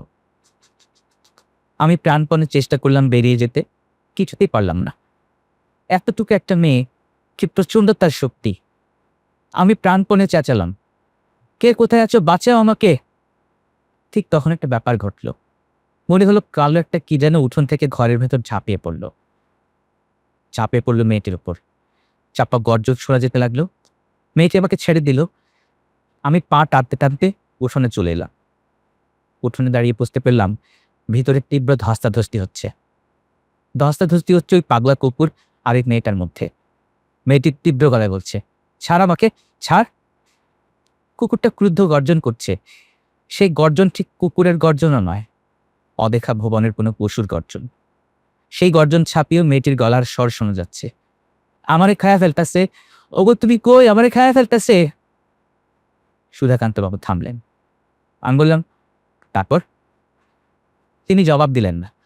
আমি আবার বললাম, তারপর কি হবে সুধাকান্তবাবু? তিনি আমার দিকে তাকালেন, যেন আমার প্রশ্ন বুঝতেই পারছেন না। আমি দেখলাম তিনি থরথর করে কাঁপছেন। আমি বললাম, কি হলো সুধাকান্তবাবু? তিনি কাঁপা গলায় বললেন, ভয় লাগছে, দেশটাকে একটু জ্বালান তো। আমি দেশটাই জ্বাললাম। সুধাকান্তবাবু তার পা বের করে বললেন, দেখুন, এই যে কামড়ের দাগ দেখুন। আমি গভীর ক্ষতচিহ্নের দিকে তাকিয়ে রইলাম। সুধাকান্তবাবু বললেন, ও এখনো আসে, বাড়ির পেছনে থপথপ করে হাঁটে, নিঃশ্বাস ফেলে, জানলার পাট হঠাৎ করে বন্ধ করে দিয়ে ভয় দেখায়, হাসে, নাকে সুরে কাঁদে, এক একদিন খুব বিরক্ত করে। তখনই কুকুরটাও আসে, ফুটোপুটি শুরু হয়। সাধারণত কৃষ্ণপক্ষের রাতেই বেশি হয়। আমি বললাম, এটা কি কৃষ্ণপক্ষ? না, চাঁদ দেখতে পাচ্ছেন না? আপনি তো ভয়াবহ গল্প শুনলেন ভাই, আমি তখন রাতে ঘুমোতেই পারবো না। ঘুমানোর দরকার নেই, কিছুক্ষণের মধ্যেই সূর্য উঠবে, চাঁদ ডুবে গেছে, দেখছেন না? আমি ঘড়ি দেখলাম, 4:20 সত্যি সত্যি রাত শেষ হয়ে গেছে। সুধাকান্তবাবু বললেন, চা খাওয়া যাক, কি বলেন? হ্যাঁ, চলুন। তিনি চুলা ধরিয়ে কেটলি বসিয়ে দিয়ে নিচু গলায় বললেন, বড় বিরক্ত করে, মাঝে মাঝে ঢিল মারে টিনের চালে, থুতু করে থুতু ফেলে, ভয় করে। রাত বেরোতে বাথরুমে যেতে হলে হাতে জ্বলন্ত আগুন নিয়ে যেতে হয়। গলায় এই দেখুন একটা অষ্টধাতুর কবচ, কোমরে সবসময় একটা লোহার চাবি বাঁধা, তবু ভয় কাটে না। বাড়ি ছেড়ে চলে যান না কেন? কোথায় যাব বলেন, পূর্বপুরুষের ভিটে। কাউকে সঙ্গেরই রাখেন না কেন? কেউ থাকতে চায় না রে ভাই, কেউ থাকতে চায় না। সুধাকান্তবাবু চায়ের কাপ হাতে তুলে নিলেন, চুমুক দিতে যাব, তখনই বাড়ির একটি কপাট শব্দ করে নড়ে উঠল। আমি চমকে উঠলাম। হাওয়ার কোনো বংশ নেই, কপাটের শব্দ হয় কেন? সুধাকান্তবাবুর দিকে তাকালাম। তিনি সহজ গলায় বললেন, ভয়ের কিছু নেই, চা খান, কিছুক্ষণের মধ্যেই ভোর হবে। বাড়ির পেছনের বনের খচমচ শব্দ হচ্ছে। আসলে আমি অস্থির বোধ করছি। এই অবস্থা হবে জানলে কে আসতেই লোকের সাথে। আমার ইচ্ছে করছে ছুটে পালিয়ে যাই। সুধাকান্তবাবু বললেন, ভয় পাবেন না। আমি ভদ্রলোকের দিকে তাকিয়ে আছি। তিনি এক মনে মন্ত্র আওড়াতে লাগলেন, নিশ্চয়ই ভূত তাড়ানো মন্ত্র। আমি খুব চেষ্টা করলাম ছোটবেলায় শেখা আয়াতুল কুরসি মনে করতে, কিছুতেই মনে পড়ল না। মাথা পুরোপুরি এলোমেলো হয়ে গেছে, গা দিয়ে ঘাম বেরোচ্ছে, ঠিক মতো নিঃশ্বাসও নিতে পারছি না। মনে হচ্ছে বাতাসের অক্সিজেন হঠাৎ করে অনেকখানি কমে গেছে। ভয় নামক ব্যাপারটি যে কত প্রবল এবং কিরকম সর্বগ্রাসী, তা এই প্রথম বুঝলাম। একসঙ্গে ভোর হলো, ভোরের পাখি ডাকতে লাগলো, আকাশ ফর্সা হলো। তাকিয়ে দেখি গায়ের পাঞ্জাবি ভিজে জপজপ করছে। আমার মামাতো ভাইয়ের বিয়েটা শেষ পর্যন্ত হলো না। মেয়ে কিছুতেই কবুল বলল না। যতবার বলা হলো, মা বলো কবুল, ততবারই মেয়ে কঠিন গলায় বলল, না। আমি ছেলের পক্ষের সাক্ষীদের একজন, বড় বিব্রত বোধ করতে লাগলাম। মেয়ের এক খালা বললেন, আপনারা একটু পর আবার আসুন, বাড়িতে এত বড় একটা দুর্ঘটনা ঘটেছে, মন টন খারাপ, বুঝতেই পারছেন। আমরা চলে এলাম। ঘন্টাখানিক পর আবার গেলাম। বলা হলো, মা বলো তো কবুল। মেয়ে তো অস্ফুট গলায় কি যেন বলল। মেয়ের খালা বললেন, এই তো বলেছে, মেয়ে মানুষ চিৎকার করে বলবে নাকি? আমি শুনেছি পরিষ্কার বলেছে, এখন যান ছেলের কবুল নিয়ে আসুন। আমি দৃঢ় গলায় বললাম, আমি কিছু শুনতে পাইনি, পরিষ্কার করে বলতে হবে। উকিল বললেন, মা বলো কবুল। মেয়েটা আবার স্পষ্ট করে বলল, না। বলি তীব্র চোখে আমার দিকে তাকালো। সেই চোখে রাগ ছিল, ঘৃণা ছিল, কিঞ্চিত অভিমানও ছিল, যেন সে বলছে, কেন তোমরা আমাকে কষ্ট দিচ্ছ? তোমাদের পায়ে পড়ি, দয়া করে আমাকে মুক্তি দাও। আমি বললাম, বিয়ে ব্যাপারটা আপাতত বন্ধ থাকুক, শোকের ধাক্কাটা কমুক, তারপর দেখা যাবে। আমরা চলে এলাম। মফস্বলের ওই শহরের সাথে কোনো রকম সম্পর্ক রইল না, তবে শহরটার স্মৃতি আমার মনে কাটার মতো বিঁধে রইল। স্মৃতির সবটুকুই গভীর বেদনা। আমার মামা ওখান থেকে ফিরে আসার পরপরই মায়োকার্ডিয়াক ইনফেকশনে মারা গেলেন। ছেলের বউ দেখার খুব শখ ছিল, সেই শখ মিটল না। মামাতো ভাইও বিয়ে করতে রাজি হলো না। বিচিত্র কারণে সে ওই মেয়েটির ছবি বুকে পুষতে লাগলো। শুধুমাত্র তার মুখের দিকে তাকিয়েই আবার বছরখানিক পর গেলাম ওই শহরে। শুনলাম মেয়েটির বিয়ে হয়ে গেছে, ছেলে ডাক্তার। সুধাকান্ত বাবুর সঙ্গে দেখা হলো। আশ্চর্যের ব্যাপার, তিনি আমাকে চিনতে পারলেন না। যখন বললাম, আপনার সঙ্গে একবার সারা রাত কাটালাম, আপনি কিছুই মনে নেই? তিনি বললেন, ও আচ্ছা, মনে পড়েছে। তার চোখ মুখ দেখে বুঝলাম কথাগুলো তিনি ভদ্রতা করেই বললেন, আসলে কিছুই মনে পড়েনি। ভদ্রলোক আমাকে ভুলে গিয়েছেন ঠিকই, কিন্তু আমি তাকে মনে রেখেছি, এবং বেশ ভালোভাবেই মনে রেখেছি। তার বিচিত্র অভিজ্ঞতার কথা প্রায়ই মনে হতো। সেই অভিজ্ঞতায় আমারও কিছু অংশ আছে। কপাটের শব্দ আমি নিজের কানে শুনে এসেছি। বাতাস নেই, কিছু নেই, অথচ শব্দ করি কে যেন কপাট বন্ধ করল। কাচের চুরির শব্দ, বাড়ির পেছনে খচখচ আওয়াজ, সবই আমার নিজের কানে শোনা। সুধাকান্ত বাবুর এই গল্প অনেকের সঙ্গেই করেছি, খুব আগ্রহ নিয়েই করেছি। ঝড় বৃষ্টির রাতে যখনই ভূতের গল্পের আসর বসেছে, আমি এই গল্প বলেছি। তবে গল্প তেমন জমাতে পারেনি। আমি যেমন অভিভূত হয়েছিলাম, আমি লক্ষ্য করেছি আমার গল্পের শ্রোতারা তার 100 ভাগের 1 ভাগও হয় না। অথচ আমি নিজে খুব ভালো গল্প বলতে পারি। হয়তো পরিবেশ একটা ব্যাপার। সুধাকান্ত বাবুর বাড়িতে আধো জ্যোৎস্নায় যে পরিবেশ সৃষ্টি হয়েছিল, ঢাকা শহরের ড্রয়িং রুমে সেই পরিবেশ তৈরি করা সম্ভব নয়। তবু এটি আমার একটি প্রিয় গল্প। যতবার এই গল্প বলেছি, ততবার ওই রাতের কথা মনে পড়েছে। এক ধরনের শিহরণ বোধ করেছি। বছর 3 পরের কথা। সন্ধ্যা 7টার মতো বাজে। একটা সেমিনার টক তৈরি করছি। বিষয় পরিবেশ দূষণে পলিমারের ভূমিকা। চারদিকে কাগজপত্র, চার্ট, গ্রাফ এসব নিয়ে বসেছি। সব এলোমেলো অবস্থায় আছে। ঠিক করে রেখেছি কাজ শেষ না করে উঠব না। মার্ফিস ল বলে একটা ব্যাপার আছে। মার্ফিস ল বলে, anything that can go wrong will go wrong. আমার বেলাতেও তাই হলো। একের পর এক সমস্যা হতে লাগলো। লিখতে গিয়ে দেখি বল পয়েন্টে কালি আসছে না। কালির কলম নিয়ে দেখা গেল ঘরে কালি নেই। একের পর এক টেলিফোন আসতে লাগলো। আমার আত্মীয় স্বজন, বন্ধু বান্ধব সবাই এতদিন থাকতে আজই ব্যস্ত হয়ে উঠলেন আমার সঙ্গে কথা বলার জন্য। তাদের কথাও দেখি অনেক জমে আছে, কিছুতেই শেষ হয় না। আমি টেলিফোন রিসিভার উঠিয়ে রাখলাম। দোকান থেকে 1 ডজন বল পয়েন্ট আনিয়ে বসলাম। আর তখন আমার বড় মেয়ে বলল, বাবা, একজন লোক তোমার সঙ্গে দেখা করতে এসেছেন। আমি বিরক্ত হয়ে বললাম, তোমাকে না বলেছি কেউ এলে বলবে আমি বাসায় নেই। আমার মেয়ে বলল, আমি মিথ্যা বলতে পারি না বাবা। মিথ্যা বলতে পারো না মানে? আমার তো ধারণা তুমি সারাক্ষণ মিথ্যা কথা বলো। মঙ্গলবার বলি না, মঙ্গলবার হচ্ছে সত্য দিবস। অনেক কষ্টে রাগ সামলালাম। কিছুদিন আগে কে একটা নাটকে দেখিয়েছে মঙ্গলবার সত্য দিবস, সেদিন মিথ্যা বলা যাবে না। আমি মনের বিরক্তি চেপে রেখে বসার ঘরে ঢুকলাম। অপরিচিত এক ভদ্রলোক বসে আছেন। অসম্ভব রোগা, লম্বা একজন মানুষ, যাকে দেখলেই সরল রেখার কথা মনে হয়। এই গরমে গলা একটা মাফলার, চোখে মোটা চশমা। ভদ্রলোক বসে আছেন মূর্তির মতো, মনে হচ্ছে ধ্যানে বসেছেন। ভদ্রলোকের বয়স 40 থেকে 50-এর মধ্যে।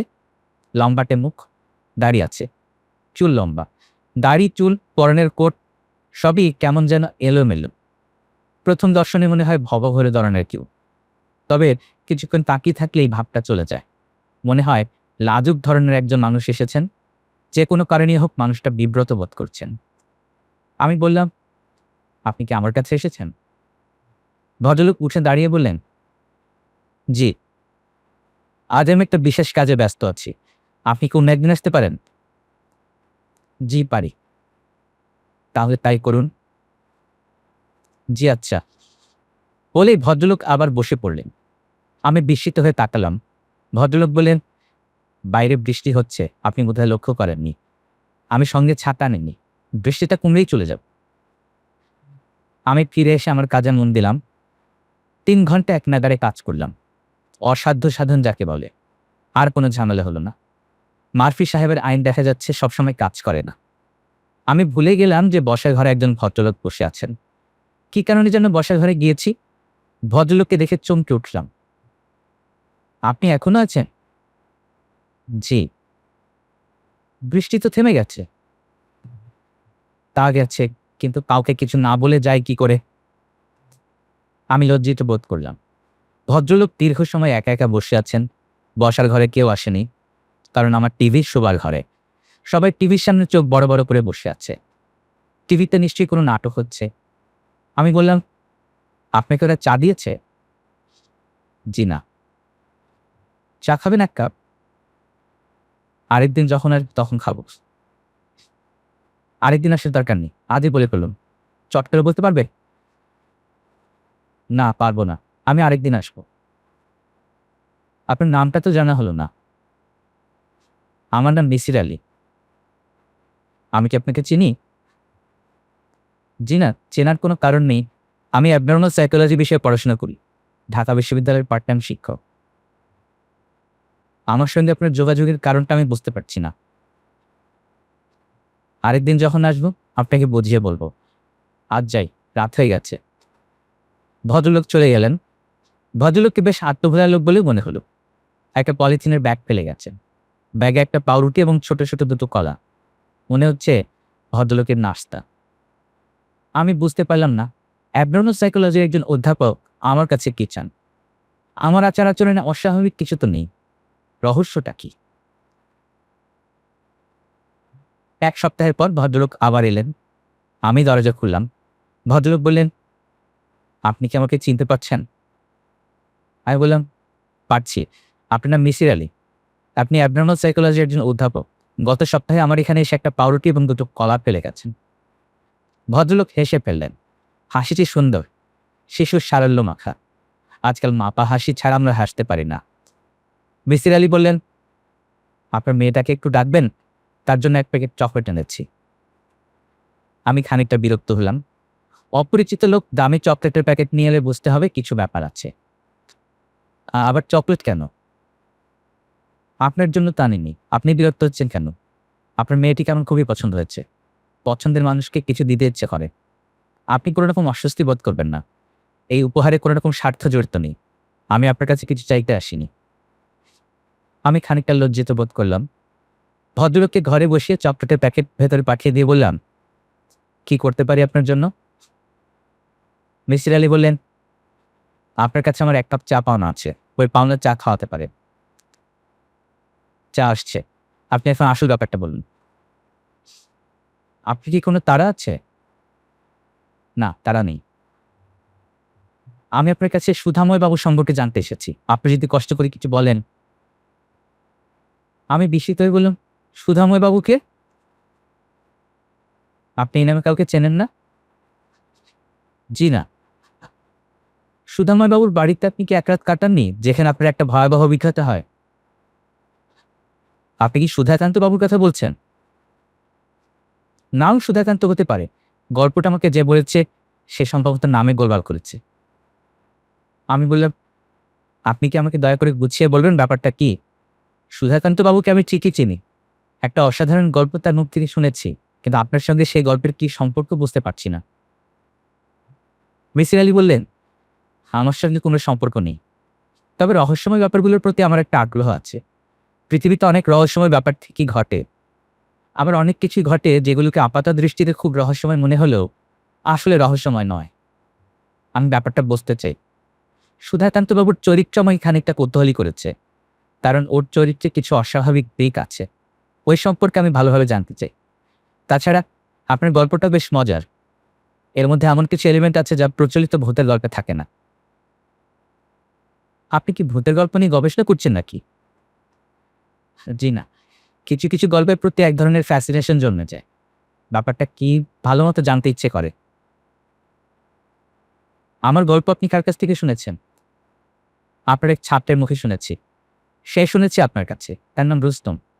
তার কাছ থেকে আমি আপনার ঠিকানা নিয়েছি। আপনি বলছিলেন গল্পটাতে মজার কিছু এলিমেন্ট আছে, সেগুলো কি? যেমন ধরুন কুকুরের ব্যাপারটা।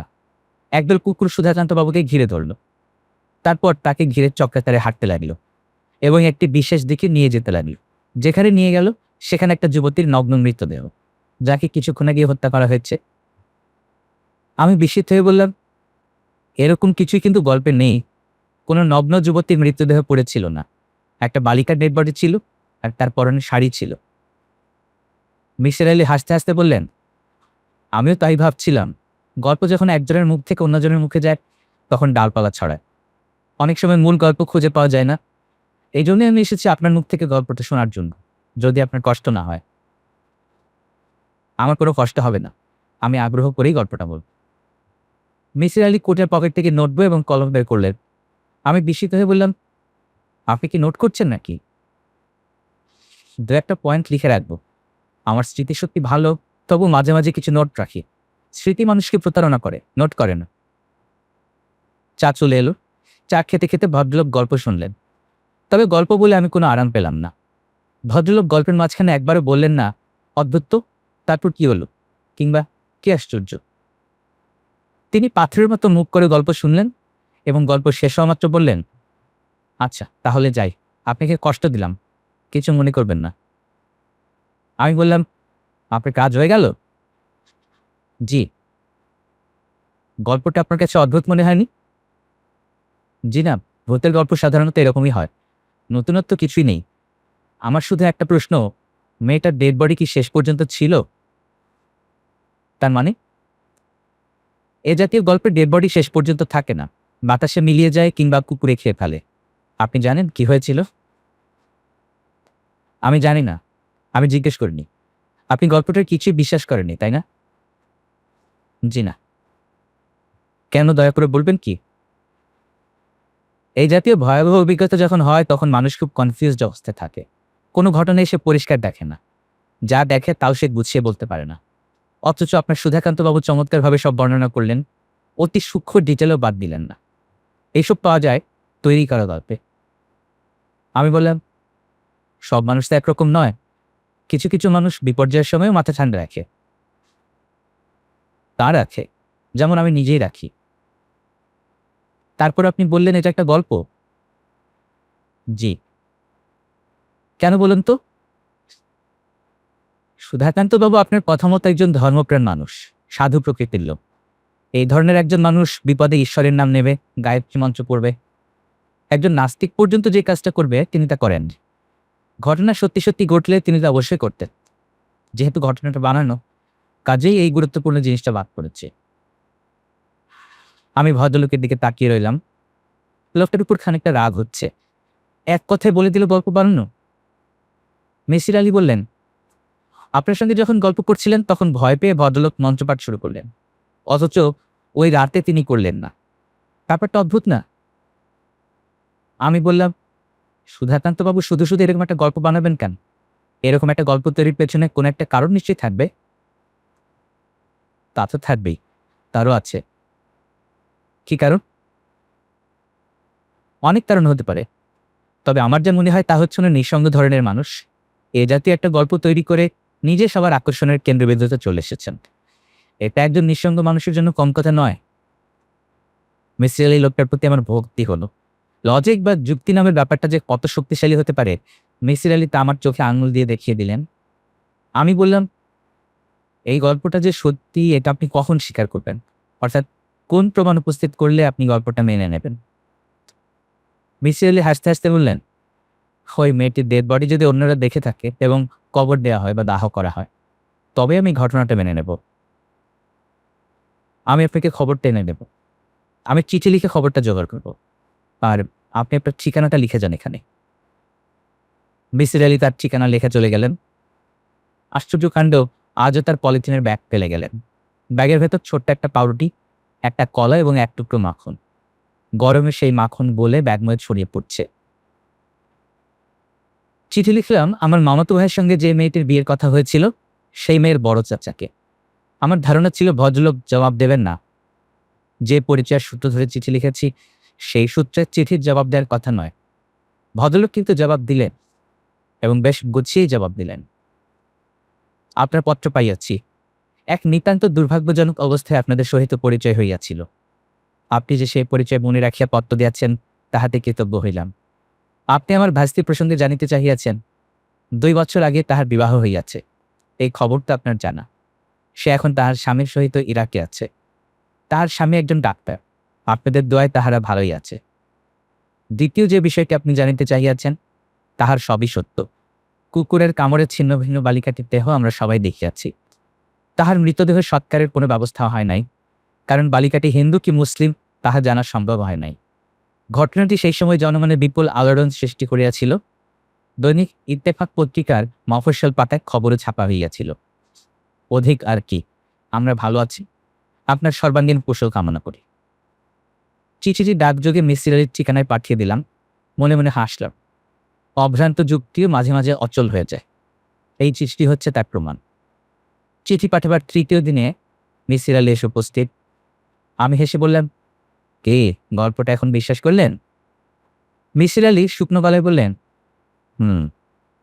তাকে খুব চিন্তিত মনে হলো। আমি বললাম, আপনাকে এত চিন্তিত মনে হচ্ছে কেন?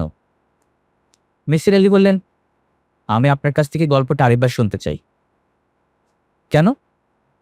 প্লিজ আরেকবার বলুন। আবার কেন? বলুন না শুনি। আমি দ্বিতীয়বার গল্পটা শুরু করলাম। এক জায়গায় মিসির আলী আমাকে থামিয়ে দিয়ে বললেন, কত তারিখ বললেন? 12ই কার্তিক, এই তারিখে ঘটনাটা ঘটল। 12ই কার্তিক তারিখটা আপনার মনে আছে? হ্যাঁ আছে। প্রথমবার যখন আপনাকে বলি গল্পটা তখনই তো 12ই কার্তিক বলেছিলাম বলে আমার মনে হয়। হ্যাঁ বলেছিলেন, আজও সেই একই তারিখ বলেন কিনা তাই দেখলাম। এই তারিখটা বেশ জরুরি। কেন? বলছি কেন, তার আগে আপনি বলুন তো 12 তারিখ ব্যাপারটা আপনার মনে রইল কেন? এইসব দিন তারিখ তো আমাদের মনে থাকে না। 12 তারিখ আমার বড় মেয়ের জন্মদিন। কাজেই সুধাকান্তবাবু 12 তারিখ বলা মাত্র আমার মনে গেঁথে গেল। তাছাড়া আমার স্মৃতি সত্যি ভালো। তাই তো দেখছি। এখন বলুন তো তারিখটা এত জরুরি কেন?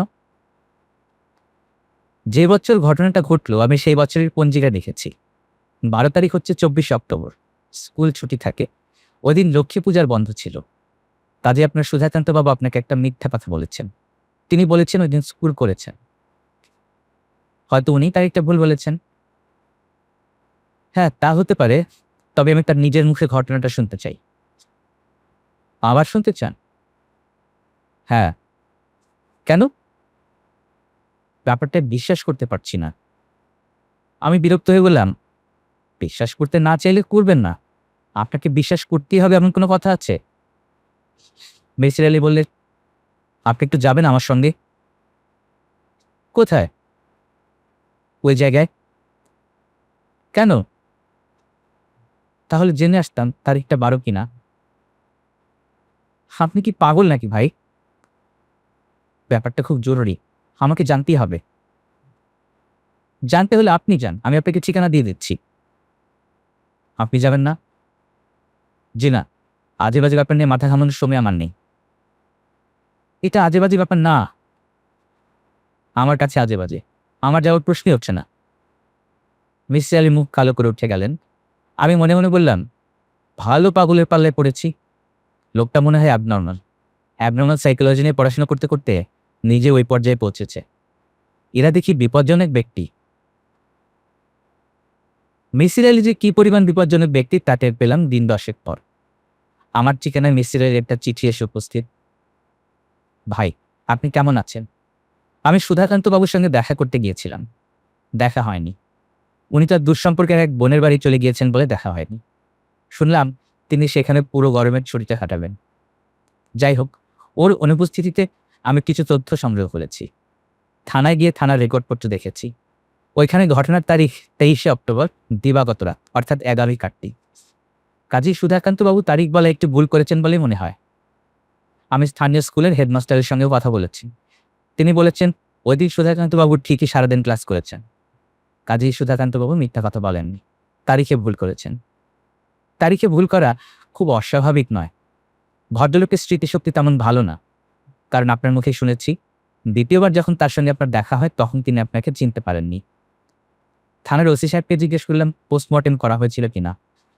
উনি বললেন পোস্টমর্টেমের মতো অবস্থা ছিল না, কুকুর সব ছিঁড়ে খুঁড়ে খেয়ে ফেলেছে। ছিন্ন ভিন্ন কিছু অংশ ছড়িয়েছিল, গ্রামের অন্যরাও তাই বলল। মেয়েটি কোথাকার তাও জানা যায়নি। আমি এতদিন পর এসব খোঁজ করছি দেখে তারা প্রথমে একটু অবাক হলেও পরে আমাকে আগ্রহ করে সাহায্য করেছে। কারণ তাদের বলেছি আমার কাজই হচ্ছে রহস্যময় ঘটনা সংগ্রহ করা। গ্রামবাসীদের ধারণা মেয়েটির অশরীরী আত্মা এখনো ওই বাড়িতে ঘুরে বেড়ায়। নানান রকম শব্দ শোনা যায়, মেয়েলি কান্না, দরজা জানলা আপনা আপনি বন্ধ হওয়া, এইসব। আমি ব্যাপারটা পরীক্ষা করার জন্য দুরাত এই বাড়ির উঠোনে বসেছিলাম। কিছু দেখিনি বা শুনিনি, তবে একবার বাড়ির পেছনে মানুষ দৌড়ে যাওয়ার শব্দ শুনেছি। এটা শেয়ালের দৌড়ে যাওয়ার শব্দও হতে পারে। সারা জীবন শহরে মানুষ হয়েছি বলে এই জাতীয় শব্দের সঙ্গে আমার তেমন পরিচয় নেই। আপনাকে চিঠিতে সব জানাচ্ছি কারণ আমার শরীরটা খুবই খারাপ। ওখান থেকে এসে প্রবল জ্বরে পড়ে যাই। একবার রক্তভঙ্গি হয় বলে ভয় পেয়ে হাসপাতালে ভর্তি হয়েছি। এখন আছি মিডফোর্ড হাসপাতালে, ওয়ার্ড 233, বেড নম্বর 17। আপনি যদি আসেন তাহলে খুব খুশি হব। সুধাকান্তবাবু প্রসঙ্গে একটা জরুরি আলাপ ছিল। আশা করি আপনি ভালো আছেন। আমি এই চিঠি ফেলে দিলাম। একটা পাগল লোককে শুরুতে খানিকটা প্রশ্রয় দিয়েছি বলে আফসোস হতে লাগলো। ভাবভঙ্গি দেখে মনে হচ্ছে এই লোক আমার পেছনে জোকের মতো লেগে থাকবে এবং জীবনটা অস্থির করে তুলবে। তাকে হাসপাতালে দেখতে যাবার পেছনে কোনো যুক্তি খুঁজে পেলাম না। দেখতে যাওয়া মানে তাকে প্রশ্রয় দেয়া। দূরে দূরে থাকাই ভালো। দেখা হলে বলা যাবে চিঠি পাইনি। বাংলাদেশের চিঠি না পাওয়া এমন কিছু অবিশ্বাস্য ব্যাপার না, খুবই স্বাভাবিক। মজার ব্যাপার হচ্ছে হাসপাতালেই নিতান্ত কাকতালীয়ভাবে মিসির আলীর সঙ্গে আমার দেখা হয়ে গেল। টেম্পোর সঙ্গে অ্যাক্সিডেন্ট করে আমার এক কলিগ পা ভেঙে হাসপাতালে ভর্তি হয়েছেন। তাকে দেখে ফিরে আসছি, হঠাৎ শুনি, হুমায়ুন সাহেব, এই যে হুমায়ুন সাহেব। তাকিয়ে দেখি আমাদের মিসির আলী বিছানার সঙ্গে মিশে আছেন, গলা দিয়ে স্বর বেরোচ্ছে না, চিচিয়ে আওয়াজ হচ্ছে। আমি বললাম, আপনার এ কি অবস্থা? অসুখটা কাহিল করে ফেলেছে। গতকাল পর্যন্ত ধারণা ছিল মারা যাচ্ছি, আজ একটু ভালো। ভালোর বুঝি এই নমুনা? রক্ত পড়াটা বন্ধ হয়েছে, তবে ব্যথা সারেনি। ভাই বসুন, আপনি আমাকে দেখতে এসেছেন, বড়ই আনন্দ হচ্ছে। আসছেন না দেখে ভাবছিলাম হয়তো চিঠি পাননি। আমি খানিকটা লজ্জিত বোধ করতে লাগলাম। একবার ইচ্ছে হলে সত্যি কথাটা বলি যে তাকে দেখতে আসিনি, ভাগ্যচক্রে দেখা হয়ে গেল। পরক্ষণেই মনে হলো সব সত্যি কথা বলতে নেই। হুমায়ুন সাহেব। জি। বসুন ভাই, একটু বসুন। আমি বসলাম। মিসির আলী বললেন, আপনাকে দেখে ভালো লাগছে। একটা বিশেষ কারণে মনটা খুব খারাপ ছিল। বিশেষ কারণটা কি? 11 নম্বর বেডটার দিকে তাকিয়ে দেখুন। আলসারের পেশেন্ট, কিচ্ছু খেতে পারে না। হাসপাতাল থেকে যে খাবার দেয় সবটাই রেখে দেয়। তখন কি হয় জানেন? তার ছোট ভাই তৃপ্তি করে খায়, খুব তৃপ্তি করে খায়। দিনরাত বড় ভাইয়ের কাছে সে বসে থাকে, ওই খাবারের আশাতেই হয়তো বসে থাকে। আজ কি হয়েছে জানেন? বড় ভাইয়ের শরীর একটু ভালো হয়েছে, সে তার খাবার সব খেয়ে ফেলেছে। ছোট ভাইটা অভুক্ত অবস্থায় সারাদিন বসে আছে। অসম্ভব কষ্ট হয়েছে আমার, বুঝলেন? চোখে পানি এসে গিয়েছিল। আমাদের দেশের মানুষগুলো এত গরিব কেন বলেন তো ভাই? আমি মিসির আলীর প্রশ্নের জবাব দিতে পারলাম না। 11 নম্বর বেডের দিকে তাকালাম। 16-17 বছরের একজন যুবক অসুস্থ ভাইয়ের পাশে বসে আছে। আমি বললাম, ছেলেটি কি এখনো না খেয়ে আছে? হ্যাঁ, আমি নার্সের হাতে তার জন্য 50টা টাকা পাঠিয়েছিলাম, সে রাখেনি। বড়ই কষ্ট হচ্ছে হুমায়ুন সাহেব। আমি মিসির আলীর হাত ধরলাম। এই প্রথম বুঝলাম এই মানুষটি আমাদের 8-10টি মানুষের মতো নয়। এই রোগা আধ পাগলা মানুষটির হৃদয় সমুদ্রের ভালোবাসা সঞ্চিত আছে। এদের স্পর্শ করলে পূর্ণ হয়। হুমায়ুন সাহেব। জি। এই খাতাটা আপনি সঙ্গে করে নিয়ে যাবেন মনে করে। কি খাতা? সুধাকান্ত বাবুর বিষয়ে এই খাতে অনেক কিছু লিখে রেখেছি, বাসায় নিয়ে মন দিয়ে পড়বেন। শরীরের এই অবস্থাতে আপনি সুধাকান্ত বাবুকে ভুলতে পারেননি? হাসপাতালে শুয়ে শুয়ে এটা নিয়ে শুধু ভাবতাম, কিছু করার ছিল না তো। অনেক নতুন নতুন পয়েন্ট ভেবে বের করেছি, সব লিখে ফেলেছি। ভালো করেছেন, এখন বিশ্রাম করুন। আমি খাতা নিয়ে যাচ্ছি, কাল আবার আসবো। মিসির আলী নিচু গলায় বললেন, একবার কি চেষ্টা করে দেখবেন ওই ছেলেটিকে বাইরে নিয়ে কিছু খাওয়ানো যায় কিনা? আমি দেখব, আপনি নিয়ে ব্যস্ত হবেন না। আমি ব্যস্ত হচ্ছি না। চলে আসার আগে আগে মিসির আলী বললেন, আপনি কষ্ট করে আমাকে দেখতে এসেছেন, আমি খুবই আনন্দিত। আমি আবার লজ্জা পেলাম। ব্যক্তিগত কাজ অনেক জমেছিল, মিসির আলীর খাতা নিয়ে বসা হলো না। আমি তেমন উৎসাহ বোধ করছিলাম না। সামান্য গল্প নিয়ে এতটা বাড়াবাড়ির আমি কোনো অর্থ দেখি না। আমি লক্ষ্য করেছি গুরুত্বপূর্ণ বিষয়গুলো বেশিরভাগ মানুষ সম্পূর্ণ অবহেলা করে, মাতামাতি করে তুচ্ছ বিষয় নিয়ে। মিসির আলীও নিশ্চয়ই এই গোত্রের। পরিবার পরিজনহীন মানুষদের জন্য এর অবশ্য প্রয়োজন আছে কিছু একটা নিয়ে ব্যস্ত থাকা, জীবন পার করে দেয়া। এক রাতে শোবার আগে খাতা নিয়ে বসলাম। পাতা উল্টে আমার আক্কেল বুড়োম। 186 পৃষ্ঠার ঠাস বুননে লেখা। সুধাকান্ত বাবু এবং তার গল্প নিয়ে যে এত কিছু লেখা যায়, কে জানতো?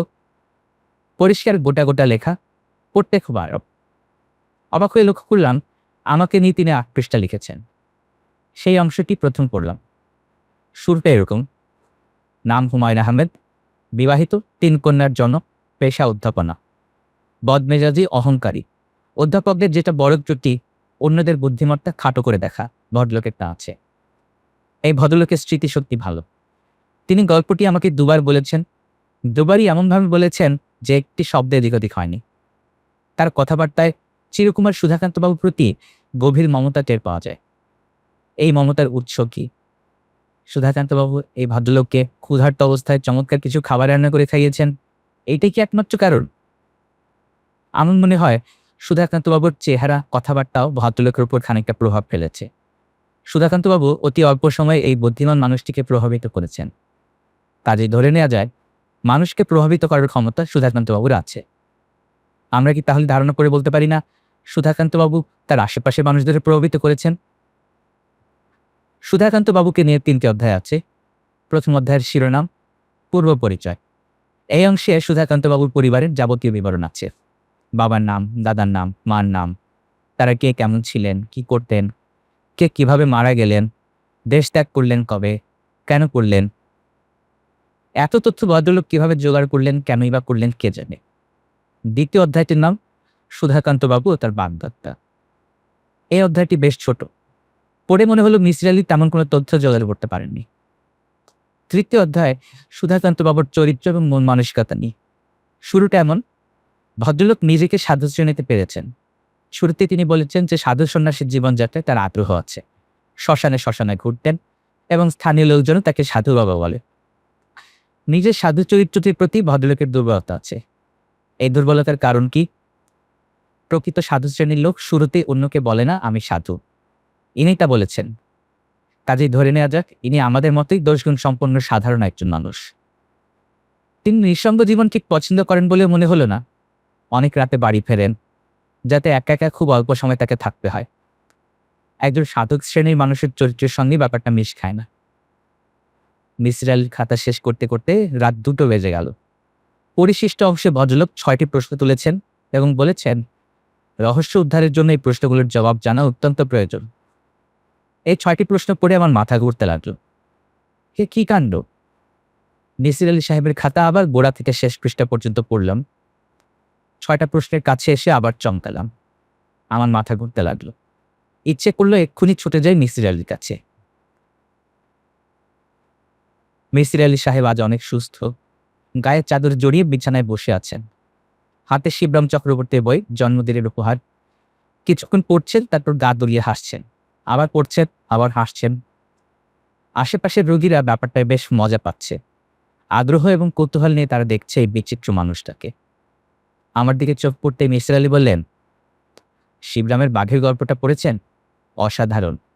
সকাল থেকে এখন পর্যন্ত 11 বার পড়লাম। তাই নাকি? আমার কি মনে হয় জানেন, হাসপাতালের রোগীদের জন্য এই জাতীয় বই ওষুধপত্রের সঙ্গে দেওয়া দরকার। প্রাণ খুলে কয়েকবার হাসতে পারলে যে কোনো অসুখ অনেকটা কমে যায় বলে আমার ধারণা। আপনার তাহলে কমে গেছে? জি। আপনার খাতাতে কাল রাতে পড়ে শেষ করেছি। আমার মনে হয় যে 6টি প্রশ্ন আপনি তুলেছেন তার উত্তর জানা প্রয়োজন। প্রয়োজন তো বটেই। আমি আপনার সঙ্গে যাব এবং সুধাকান্তবাবুর সঙ্গে কথা বলবো। মিসির আলী হাসতে হাসতে বললেন, আমি জানতাম আপনি এই কথা বলবেন। আমি বললাম, কোন একটা ভৌতিক গল্প শুনলে কি আপনি এরকম করেন? সব রহস্য উদ্ধারের জন্য লেগে পড়েন? মিসির আলী হ্যাঁ সূচক মাথা নাড়লেন। আমি বললাম, আপনি কি আপনার শোনার মতো ভৌতিক গল্পের রহস্যভেদ করতে পেরেছেন? না, পারিনি। শতকরা 20 ভাগ ক্ষেত্রে কিছুই করতে পারিনি। আমার আরেকটা খাতা আছে, ওই খাতার নাম রহস্য খাতা। যেসব সমস্যা আমি সমাধান করতে পারিনি, রহস্য খাতায় সেসব লিখে রেখেছি। আপনাকে একদিন পড়তে দেব। ঠিক আছে, আপনার রহস্য খাতা একদিন পড়ব। কিংবা আপনি যদি চান ওইখানকার একটা গল্প আপনাকে শোনাতেও পারি। এখানে বলবেন? অসুবিধা কি? হাসপাতালে একটা ক্যান্টিন আছে, ক্যান্টিনে বসে চা খেতে খেতে গল্পটা আপনাকে বলতে পারি। আসলে ব্যাপারটা কি জানেন, আপনার সঙ্গে কথা বলতে আমার ভালো লাগছে। একটা গল্প যদি শুরু করি, তাহলে ভদ্রতার কারণে আপনি গল্প শেষ না করা পর্যন্ত বসে থাকবেন, সেটাই হচ্ছে আমার লাভ। আপনার শরীরে এই অবস্থায় আপনি ক্যান্টিনে যেতে পারবেন? পারবো। আমাকে যতটা কাহিল দেখাচ্ছে ততটা কাহিল কিন্তু না। আসুন যাই। আমরা ক্যান্টিনে বসলাম। অবাক হয়ে লক্ষ্য করলাম হাসপাতাল নোংরা হলেও ক্যান্টিনটা বেশ পরিষ্কার। ভিড় আছে, তবে হইচই নেই। দু ধরনের চা পাওয়া যাচ্ছে, 1 নম্বরি চা এবং 2 নম্বরি চা। 1 নম্বরি চা 1 টাকা করে, 2 নম্বরিটা 3 টাকা করে। মিসির আলী বললেন, একই চা 2 ধরনের কাপে দেওয়া হয় বলে 2 ধরনের দাম। এবং মজার ব্যাপার কি জানেন, সবাই কিন্তু বেশি দামের চাটা খাচ্ছে। গতকালও চা খেতে এসেছিলাম, একজনকে বলতে শুনলাম 1 নম্বরি চা নাকি মুখে দেওয়া যায় না, খানিকটা পানি গরম করে এনে দিয়ে দেয়। আপনি কি নিশ্চিত যে দুটো চাই এক? হ্যাঁ হ্যাঁ, প্রমাণ করে দিতে পারি। করব? না, প্রমাণ করতে হবে না। আপনার কথা আমি বিশ্বাস করছি। এখন আপনার গল্প বলুন। আপনার কি তাড়া আছে? না, তাড়া নেই। তবু বেশিক্ষণ হাসপাতালে থাকতে আমার ভালো লাগে না। মিসির আলী সঙ্গে সঙ্গে গল্প শুরু করলেন। রহস্য খাতে এই গল্পের নম্বর হচ্ছে 21, অর্থাৎ 21 নম্বর গল্প। এর চেয়ে অনেক ভয়ঙ্কর গল্প আমার স্টকে আছে। তবু এটা বলছি কারণ এটা বলতে গেলে একটা ফার্স্ট চান্স স্টোরি। আমার নিজের জীবনে ঘটেনি, তবে যার জীবনে ঘটেছে সে আমার প্রিয় এক মানুষ। ঘটনাটার সঙ্গে আমার যোগাযোগও প্রত্যক্ষ। মেয়েটি হচ্ছে আমার দুঃসম্পর্কের আত্মীয়া, আমার মার মামাতো বোনের মেয়ে। গ্রামের মেয়ে, হোস্টেলে থেকে ময়মনসিংহ মোমিনুন্নেসা কলেজে পড়তো। সেকেন্ড ইয়ারে উঠে হঠাৎ করে তার বিয়ে হয়ে যায়। খুব বড় ঘরে বিয়ে, ছেলের অর্থবিত্ত প্রতিপত্তির কোনো অভাব নেই। পরিবারটিও এদেশের নামকরা পরিবার। নাম বললে আপনি চিনবেন, তাই বলছি না। শুধু ধরে নিন এই দেশের রাজনীতিতে এই পরিবারটির প্রত্যক্ষ যোগ আছে। আপনি গল্পটা বলুন। বিত্তবান পরিবারের ব্যাপারে আমার আগ্রহ নেই। আমার নিজেরও নেই, এবং আমার এই খালার মেয়েটিরও ছিল না। অত্যন্ত ক্ষমতাবান একটা পরিবারে বিয়ে হওয়ার কারণে তার জীবনযাত্রা সম্পূর্ণ পাল্টে গেল। কিছুদিন স্বামীর সঙ্গে ইউরোপ আমেরিকা ঘুরল। সেই বছর পরীক্ষা দেওয়া হলো না। তার পরের বছর হলো না, কারণ সে তখন কনসিভ করেছে। সমস্যা শুরু হলো তখন যখন মেয়েটির বিচিত্র সব স্বপ্ন দেখতে লাগলো। প্রতিটি স্বপ্নের মূল বিষয় একটাই। ছোট্ট একটা ছেলে এসে মাকে বলে, মা, তোমাকে একটা কথা বলে মন দিয়ে শোনো, আমাকে এরা মেরে ফেলবে। যে রাতে আমার জন্ম হবে সেই রাতে ওরা আমাকে মারবে, তুমি আমাকে রক্ষা করো। বুঝতেই পারছেন গর্ভবতী একটি মেয়ের কাছে এই জাতীয় স্বপ্ন কতটা ভয়াবহ। মেয়েটি অস্থির হয়ে পড়ল, খেতে পারে না, ঘুমোতে পারে না, এবং প্রায় রোজই এই জাতীয় স্বপ্ন দেখে। আমার সঙ্গে মেয়েটির তখন যোগাযোগ হয়। আমি নানানভাবে বুঝিয়ে বলি যে এটা কিছুই না, গর্ভবতী মেয়েদের অবচেতন মনে একটা মৃত্যু ভয় থেকেই যায়। সেই ভয় নানানভাবে প্রকাশ পায়, তোমার বেলা এইভাবে প্রকাশ পাচ্ছে। মেয়েটির স্বামী বিষয়টি নিয়ে খুব বিব্রত বোধ করছিল। সে ঠিক করে রেখেছিল যে মেয়েটির মনের শান্তির জন্য ডেলিভারি ব্যাপারটা এদেশে না করে বিদেশে কোনো হাসপাতালে করা হবে। সেটা সম্ভব হলো না। 8 মাসের শেষে হঠাৎ করে মেয়েটির ব্যথা উঠল। তাড়াহুড়ো করে তাকে নিয়ে যাওয়া হলো ঢাকার নামকরা একটা ক্লিনিকে। নর্মাল ডেলিভারি হলো। রাত 2টোয় মেয়েটি একটি পুত্র সন্তান প্রসব করল। মিসির আলী থামলেন, ছোট্ট একটা নিঃশ্বাস ফেলে বললেন, অনেকের সঙ্গে আমিও ক্লিনিকে অপেক্ষা করছিলাম। মেয়েটি আমার একজন রোগী, কাজে আমার খানিকটা দায়িত্ব আছে। ক্লিনিকের পরিচালক একজন মহিলা ডাক্তার। তিনি আমাকে ডেকে নিয়ে গেলেন ভেতরে এবং বললেন, যে বাচ্চাটির জন্ম হয়েছে তাকে একটু দেখুন। আমি দেখলাম একটা বড় গামলার ভেতর বাচ্চাটিকে শুইয়ে রাখা হয়েছে। জেলিফিশ আপনি দেখেছেন কিনা জানি না, শিশুটির সমস্ত শরীর জেলিফিশের মতো, স্বচ্ছ থলথলে গাঢ় নীল রং। শুধু মাথাটা মানুষের, মাথা ভর্তি রেশমি চুল, বড় বড় চোখ, হাত পা কিচ্ছু নেই। অক্টোপাসের মতো নল জাতীয় কিছু জিনিস কিলবিল করছে। আমি খুবই সাহসী মানুষ, কিন্তু এই দৃশ্য দেখে ভয়ে গা কাঁপতে লাগলো। ডাক্তার সাহেব বললেন, এই শিশুটিকে আপনি কি করতে বলেন? আমি বললাম, আমার বলে কিছু আসে যায় না, বাচ্চার বাবা মা কি বলে। বাচ্চার মাকে জানানো হয়নি, তাকে ঘুম পাড়িয়ে রাখা হয়েছে, আর বাচ্চার বাবা চান না বাচ্চা বেঁচে থাকুক। আমি চুপ করে রইলাম। তিনি বললেন, এরকম অ্যাবনর্মাল বাচ্চা এমনিতেই মারা যাবে, আমাদের মারতে হবে না, প্রকৃতি এত বড় ধরনের অ্যাবনর্মালিটি সহ্য করবে না। আমি কিছু বললাম না। বাচ্চাটিকে ফুল স্পিডে ফ্যানের নিচে রেখে দেওয়া হলো। প্রচণ্ড শীতের রাত, বাচ্চাটি মাথার উপর ফ্যান ঘুরছে, এতেই তার মরে যাওয়া উচিত। কিন্তু আশ্চর্য ব্যাপার, ভোর 5টায় দেখা গেল বাচ্চার দিব্যি সুস্থ, বড় বড় চোখে এদিক ওদিক তাকাচ্ছে, শীষ দেওয়ার মতো শব্দও করছে। ভোর 5:30টায় সবার সম্মতি নিয়ে বাচ্চাটিকে 100 সিসি ইমাডোজল ইঞ্জেকশন দেওয়া হলো। যে কোনো পূর্ণবয়স্ক লোক এতে মারা যাবে, কিন্তু তার কিছুই হলো না, শুধু শীষ দেওয়ার ব্যাপারটা একটু কমে গেল। ভোর 6টায় দেওয়া হলো 50 সিসি অ্যাট্রোজিন সলিউশন। বাচ্চাটা মারা গেল 6টা 20-এ। বাচ্চার মা জানতে পারল না, সে তখনও ঘুমে অচেতন। মিসির আলী গল্প শেষ করলেন। আমি বললাম, তারপর? তারপর আবার কি, গল্প শেষ। বাচ্চাটির মার কি হলো? বাচ্চার মার কি হলো তা দিয়ে তো আমাদের প্রয়োজন নেই। রহস্য তো এখানে নয়, রহস্য হচ্ছে বাচ্চার মা যে স্বপ্নগুলো দেখতো সেখানে। সেই রহস্য আমি ভেদ করতে পারিনি। সুধাকান্তবাবুর রহস্য শেষ পর্যন্ত ভেদ করতে পারবো কিনা আমি জানি না। আমার তো মনে হয় রহস্য ভেদ করেছেন। কাগজপত্রে করেছি। কাগজপত্রের রহস্য ভেদ করা এক জিনিস আর বাস্তব অন্য জিনিস। সুধাকান্তবাবুর মুখোমুখি যখন বসবো তখন হয়তো দেখবো গুছিয়ে আনা জিনিস সব এলোমেলো হয়ে গেছে। মজার ব্যাপার কি জানেন ভাই, প্রকৃতি রহস্য পছন্দ করে না, সে নিজে কিন্তু খুব রহস্যময়। কবে যাবেন সুধাকান্তবাবুর কাছে? হাসপাতাল থেকে ছাড়া পেলেই যাব। আপনি যাবেন আমার সঙ্গে? অবশ্যই। রাত প্রায় 9টা। আমি এবং মিসির আলী সুধাকান্তবাবুর বাড়ির উঠোনে বসে আছি। সুধাকান্তবাবু চুলায় চায়ের পানি চড়িয়েছেন। তিনি আমাদের যথেষ্ট যত্ন করছেন। মিসির আলীকে খুব আগ্রহ নিয়ে বাড়ি ঘুরে ঘুরে দেখালেন, নানান গল্প করলেন। বাড়ি আগের মতোই আছে, তবে কামিনী গাছ দুটির একটি নেই, মরে গেছে। কুয়ার কাছে সারি বেঁধে কিছু পেয়ারা গাছ লাগানো হয়েছে, যা আগে দেখিনি। সুধাকান্তবাবু বললেন, চা খেয়ে আপনারা বিশ্রাম করুন, আমি খিচুড়ি চড়িয়ে দিচ্ছি। মিসির আলী অত্যন্ত উৎসাহের সঙ্গে বললেন, খিচুড়ি মন্দ হবে না, তাছাড়া শুনেছি আপনার রান্নার হাত অপূর্ব। আমাদের চা দিয়ে সুধাকান্তবাবু খিচুড়ি চড়িয়ে দিলেন। মিসির আলী বললেন, রান্না করতে করতে আপনি আপনার ভৌতিক অভিজ্ঞতার কথা বলুন, এটা শোনার জন্য এসেছি। আগেও একবার এসেছিলাম, আপনাকে পাইনি। জানি, খবর দিয়ে এলে থাকতাম, আমি বেশিরভাগ সময় থাকি।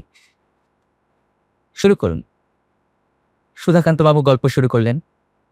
ভৌতিক গল্পের জন্য চমৎকার একটা পরিবেশ। অন্ধকার উঠোন, আকাশে নক্ষত্রের আলো, উঠোনের উপর দিয়ে একটু পরপর হাওয়া বয়ে যাচ্ছে। একটা তক্ষক ডাকছে। তক্ষকের ডাক বন্ধ হবার সঙ্গে সঙ্গে অসংখ্য ঝিঝি পোকা ডেকে উঠছে। ঝিঝি পোকা থামতেই তক্ষক ডেকে ওঠে, তক্ষকরা চুপ করতেই ডাকে ঝিঝি পোকা। অদ্ভুত কনসার্ট। সুধাকান্ত গল্প বলে চলেছেন। মিসির আলী মাঝে মাঝে তাকে থামাচ্ছেন, গভীর আগ্রহে বলছেন, এই জায়গাটা দয়া করে আরেকবার বলুন, অসাধারণ অংশ, গা শিউরে উঠছে। সুধাকান্তবাবু তাতে বিরক্ত হচ্ছেন না। সম্ভবত মিসির আলীর গভীর আগ্রহ তার ভালো লাগছে। যেখানে মেয়েটি সুধাকান্তবাবুর পা কামড়ে ধরে, সেই অংশ মিসির আলী 3বার শুনলেন। শেষবার গভীর আগ্রহে বললেন, আপনি যখন পালিয়ে যাচ্ছিলেন তখন মেয়েটি পেছন থেকে আপনাকে আচমকা কামড়ে ধরল? জি। হাত দিয়ে ধরল না, আঁচড় দিল না, শুধু কামড়ে ধরল? জি। দেখি কামড়ের দাগটা। তিনি কামড়ের দাগ দেখালেন। মিসির আলী পায়ের দাগ পরীক্ষা করলেন, জড়ানো তলায় বললেন, কি অদ্ভুত গল্প। তারপর কি হলো? সুধাকান্তবাবু গল্পে ফিরে গেলেন। এক সময় গল্প শেষ হলো। সুধাকান্তবাবু বললেন, খিচুড়ি নেমে গেছে, আপনাদেরকে এখনই দিয়ে দেব? রাত মন্দ হয়নি কিন্তু। মিসির আলী বললেন, জি, খেয়ে নেব। আপনাকে দু একটা কথা জিজ্ঞেস করতে চাচ্ছি। জিজ্ঞেস করুন। মেয়েটি শুধু কামড়ে ধরলো, হাত দিয়ে আপনাকে ধরলো না কেন? আমি কি করে বলবো বলুন, আমার পক্ষে তো জানা সম্ভব না। আমার কিন্তু মনে হয় আপনি জানেন। সুধাকান্তবাবু তীক্ষ্ণ দৃষ্টিতে তাকিয়ে রইলেন। মিসির আলী বললেন, আপনার গল্পের সবচেয়ে দুর্বল অংশ মেয়েটির কামড়ে ধরা। মেয়েটি কিন্তু পেছন থেকে আপনাকে কামড়ে ধরেনি। পায়ের দাগ দেখিয়ে বোঝা যাচ্ছে কামড়ে ধরেছে সামনে থেকে। আপনার দাগ ভালো মতো পরীক্ষা করলেই তা বোঝা যায়। আপনাকে আক্রমণ করার জন্য মেয়েটি তার হাত ব্যবহার করেনি, কারণ একটাই, সম্ভবত তার হাত পেছন থেকে বাঁধা ছিল, তাই না? সুধাকান্তবাবুর চোখের দৃষ্টি তীক্ষ্ণ হলো, একটি কথা বললেন না। মিসির আলী বললেন, আপনার গল্পে একটা কুকুর আছে, পাগলা কুকুর।